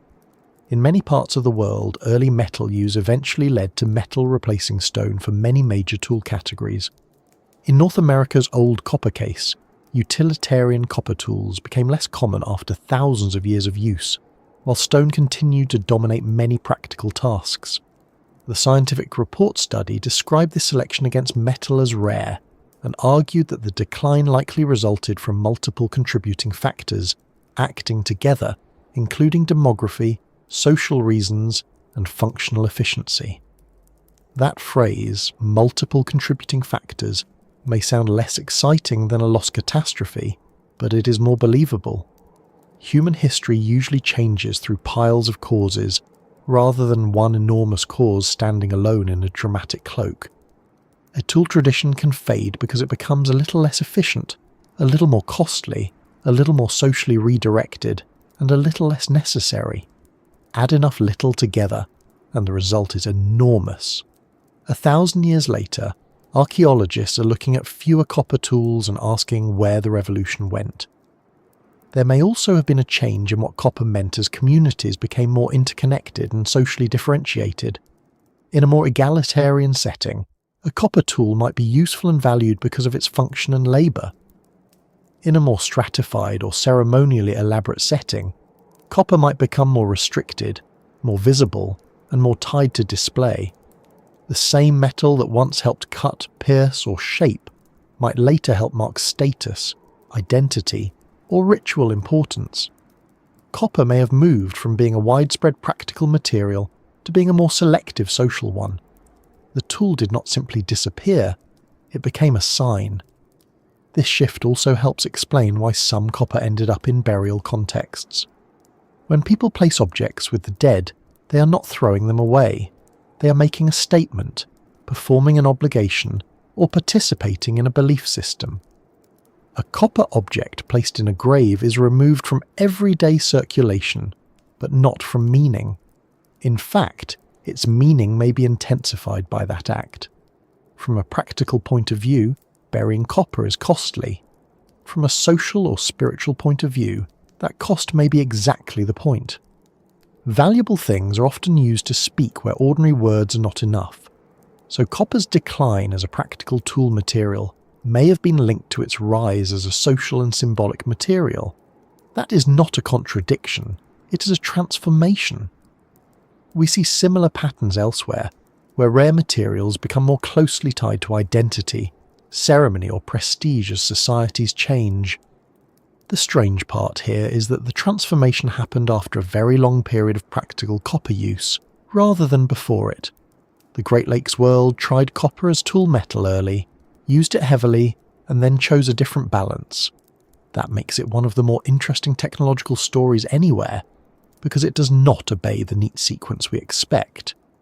Another factor is the sheer labour of mining. Earlier, when copper sources were embedded in seasonal rounds, and perhaps when certain groups had strong reasons to visit them, the cost of mining may have fit well into life. But if settlement patterns shifted, if food priorities changed, if travel routes changed, or if communities spent more time in other places, mining trips may have become less convenient. A copper tool is never just a tool. It is also a journey to the source, a hammerstone, a fire, a load carried home, and time not spent doing something else. If the advantages weakened, the journey may have become harder to justify. No tradition fades evenly when it's tied to place. The mines remained, the copper remained, the knowledge may have remained in some form, but each return to a source required motivation. Without repeated visits, pits filled. Without clearing, paths disappeared. Without use, certain techniques became less practiced. Not forgotten instantly, but less central. Anyone who has ever stopped using a skill knows how this works. You do not lose it in a day. At first it is simply something you have not done recently. Then it becomes something your parents did. Then something your grandparents spoke about. Then, perhaps, a memory attached to a place. It is easy to imagine the forest doing the rest. A mine pit left open for a year collects leaves. Left for a decade, it softens. Left for a century, it grows roots. Left for a millennium, it becomes a hollow under trees, a small unevenness in the land. The copper source has not moved, but the human relationship to it has changed. The land waits quietly. The lake continues to freeze and thaw.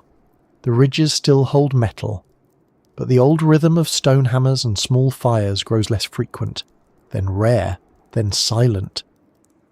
There is no need to imagine tragedy where adaptation is enough. The decline of heavy copper tool making does not mean the communities failed, declined, or became less capable.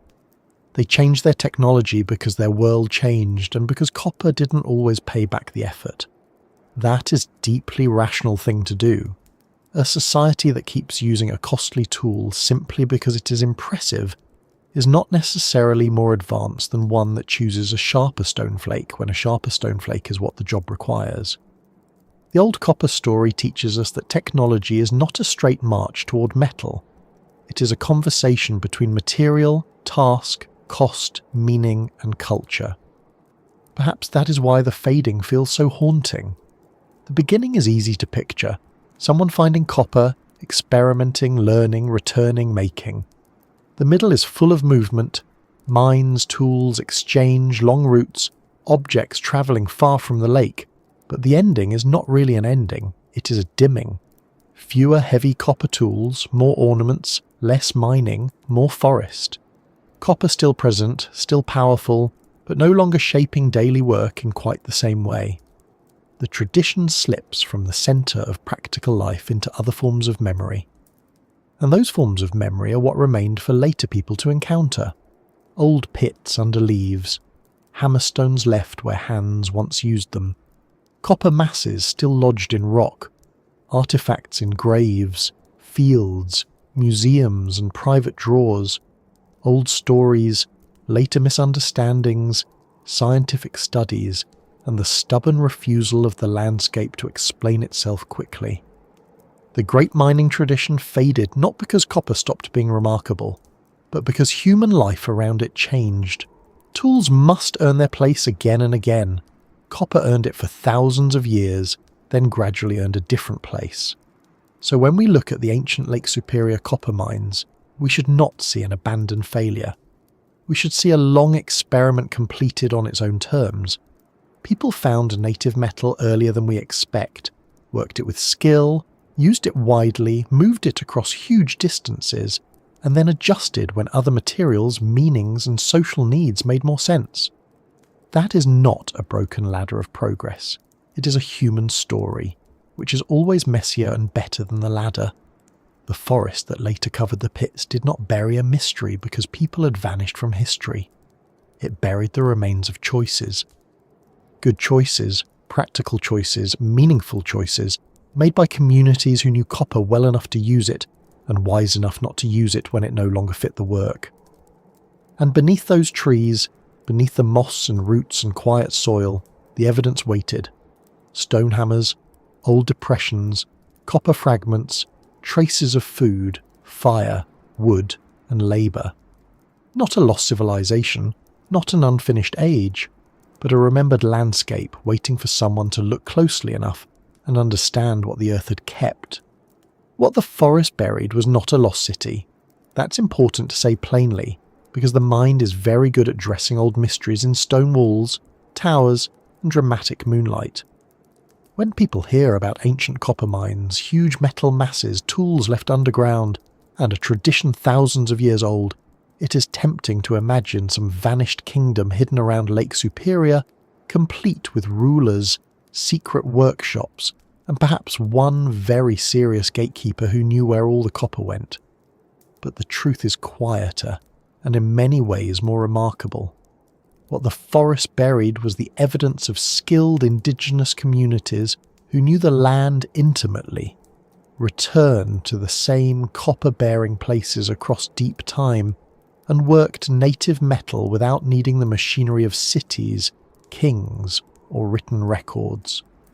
The National Park Service describes indigenous copper mining in the Keweenaw as beginning as early as about 8,000 years ago, with Isle Royale following somewhat later, around 6,500 years ago, placing these landscapes among the oldest known metal mining areas in the world.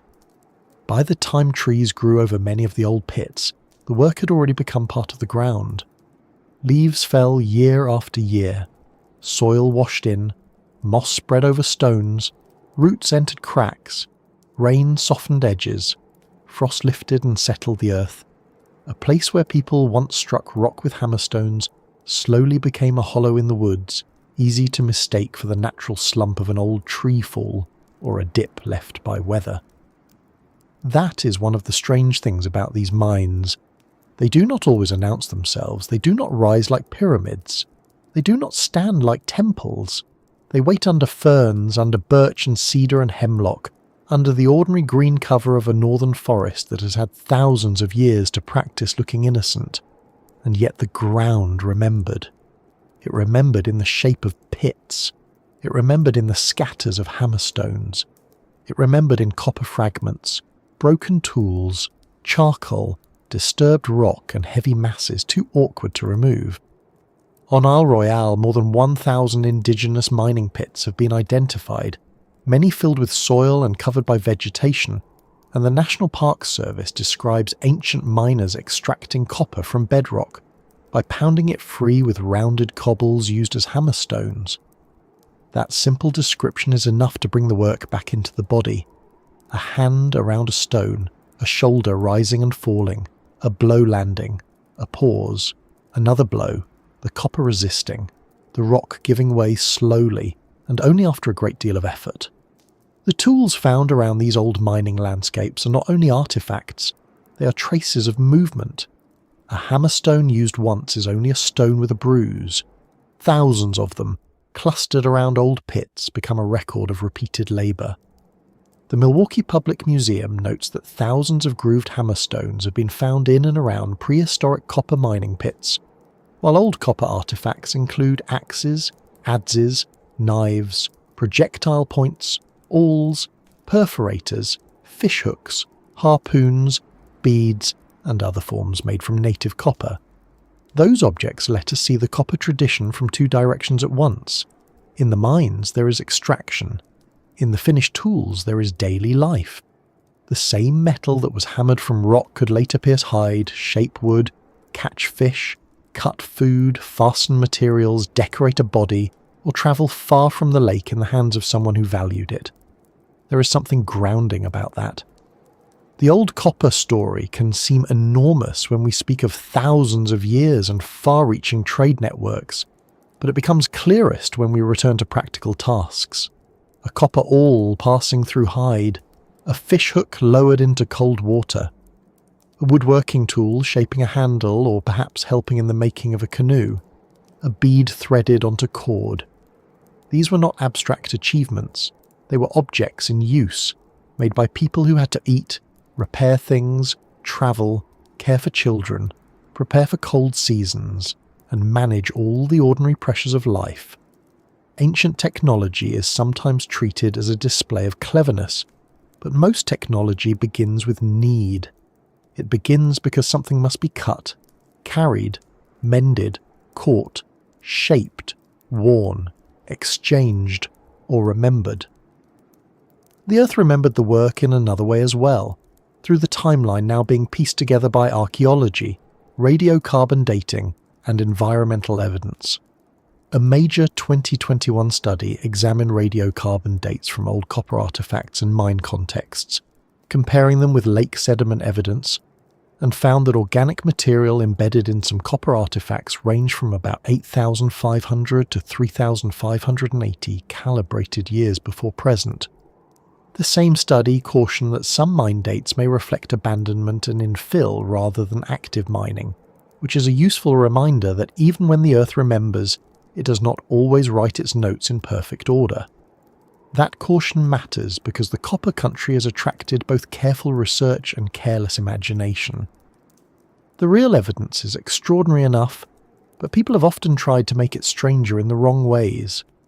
Old outsider theories claimed that the mines must have been worked by Europeans, Phoenicians, Vikings, or some other distant people, usually because the writers could not accept that indigenous communities had developed such a long and skillful metalworking tradition on their own. But the archaeological evidence points to indigenous mining and metalworking in the Great Lakes region. The Milwaukee Public Museum directly identifies those outsider explanations as unsupported and rooted in racist assumptions, and the evidence from artifacts, mining features and chronology belongs firmly within native North American history. So perhaps the forest buried not only the pits, but also a lesson that modern people have been slow to learn. A society does not need a city to be complex. It does not need writing to remember. It does not need a king to organize work. It does not need agriculture to understand materials. The old copper tradition grew in a different kind of world, one of movement, seasonal knowledge, lake travel, exchange networks, and skills passed from person to person. It is a mistake to look for missing palaces around Lake Superior and conclude that something is absent. The monument here was not a building. It was a tradition of practice. It was the repeated act of returning to copper-bearing places, knowing where to strike, how to heat, when to pry, how to shape, and what the finished object might become. The mine pits themselves, softened by time, are almost the perfect form of evidence for this kind of history. They are not empty, they are full of absence. That sounds strange, but it is true in a very ordinary way. A pit is a shape left by a removed material. It records what is no longer there. It tells us that copper was taken, rock was moved, soil was disturbed, and people stood in that place with intention. Later, when the pit filled in, it became a buried outline of effort.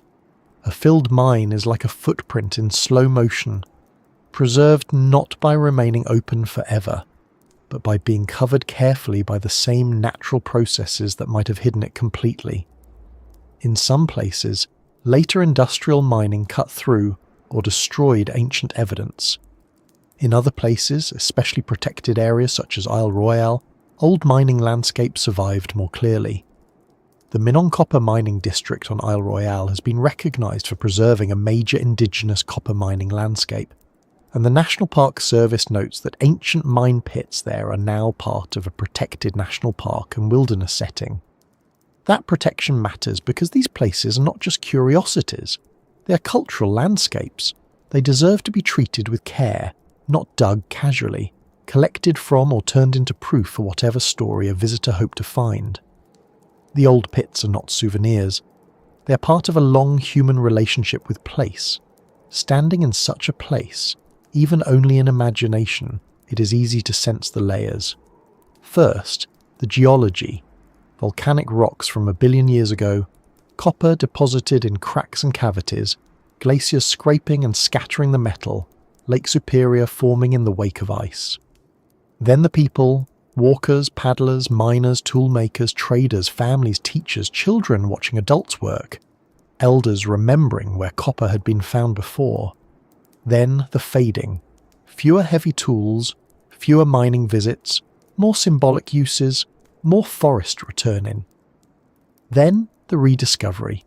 Explorers, industrial miners, collectors, archaeologists, park workers, tribal historians, researchers, and modern listeners like us trying to understand the story without bending it out of shape. The old mines are haunting partly because they collapse the distance between deep time and ordinary labour. 8,000 years sounds almost unreachable. It belongs in the same mental cupboard where we keep glaciers, mammoths, and dates that make the brain politely stop counting. But a hammerstone is immediate. It fits in the hand. A copper awl is immediate. It points to hide, clothing, repair, and use. A fishhook points to water and food. A bead points to a person who wore it. Suddenly the deep past is not just a number. It is a set of hands solving problems. And that is where this story is strongest. It brings ancient people back into view, not as symbols, not as mysteries, not as background figures before history supposedly began, but as skilled human beings living in a particular landscape. They knew things we would have to relearn with difficulty. They knew routes across water, the behaviour of stone, the usefulness of fire, the feel of copper as it hardened under hammering, the right moment to heat it again, the places where fish gathered, the seasons when travel was safer, the social obligations that carried materials from one community to another. They had no need to look like old world civilizations in order to be fully themselves. The copper that remains in museums is only part of the memory. The copper still buried is another part. The pits are another. The oral traditions and continuing Indigenous connections to the Great Lakes copper country are another. Scientific studies have added dates and chemical evidence, but they do not replace the human story. They help us see its depth. They help correct old errors. They help show that the old copper complex was not an isolated oddity, but one of the earliest known metalworking traditions in the world, developed by archaic Native American societies in the Lake Superior region. And yet, after all the evidence, some uncertainty remains. That is not a failure. It is part of archaeology. We do not know every route the copper travelled. We do not know every community that mined it. We do not know the names people used for these places thousands of years ago. We do not know every meaning a copper bead or blade held. We do not know exactly how much copper was extracted, how much was reused, how much was lost, and how much is still hidden. But uncertainty does not mean emptiness. It means we should listen more carefully to the evidence that remains, instead of filling every gap with noise. The forest, in its slow way, has done both harm and good. It covered the mines and made them harder to read, but it also protected some of them from being completely erased. It softened the pits, but it preserved the outlines. It hid the hammerstones, but it kept them near the work. It turned mining places into quiet ground again. There is something almost appropriate about that, because the old copper tradition itself was never loud in the way empires are loud. It did not cover the landscape with monuments demanding attention. It lived through repeated use, skilled labour, exchange, and memory. The forest did not bury a boast, it buried a practice. And so we return to the image we began with, a huge ancient copper mine that does not quite look real. Not because it is fantasy, but because it does not match the stories many of us were taught to expect. We were taught, often without anyone saying it directly, that ancient technological achievement should come with cities, writing, farming, rulers, and ruins large enough for tourists to photograph from a respectful distance. Lake Superior copper asks us to widen that picture. It asks us to recognise a different kind of achievement, one carried through landscapes rather than carved into palace walls. One measured in hammerstones, tool forms, exchange routes, and the ability of communities to remember where the earth held metal. Now, after moving through the lake, the mines, the tools, the trade roads, the missing metal, and the fading of the old tradition, we are left with something less like a solved riddle and more like a clearer respect. The old copper people were not mysterious because they were impossible to understand. They became mysterious because later people did not always know how to see them properly. Once we stop looking for lost kings and start looking at stone, fire, wood, copper, water and work, the story becomes more human and much more powerful. Somewhere beneath the trees around Lake Superior, there are still old pits holding rainwater and leaves. There are still copper-bearing rocks in ridges shaped by forces older than animals, older than forests, older than almost anything familiar. There are still pieces of metal in museums and collections, some labelled carefully, some separated from their original contexts. There are still questions in the soil, and there are still people connected to these lands, whose histories reach far deeper than the written records that outsiders later brought with them. So if you picture the ancient copper mines tonight, do not picture only a hole in the ground. Picture a working place. Picture smoke from a small fire against dark stone. Picture someone lifting a hammerstone and bringing it down with practiced force. Picture another person sorting fragments, another carrying water, another shaping a tool by the light of a campfire. Picture copper leaving the lake country in a bundle, then becoming an awl, a hook, a blade, a bead, a gift, an heirloom, a burial offering, a memory. Picture the forest growing back, not erasing the people, but covering the evidence until the world was ready to look again with better questions. And now, here we are, much later, sitting in our own little slice of time, thinking about hands that worked copper thousands of years before our clocks, maps, and written histories.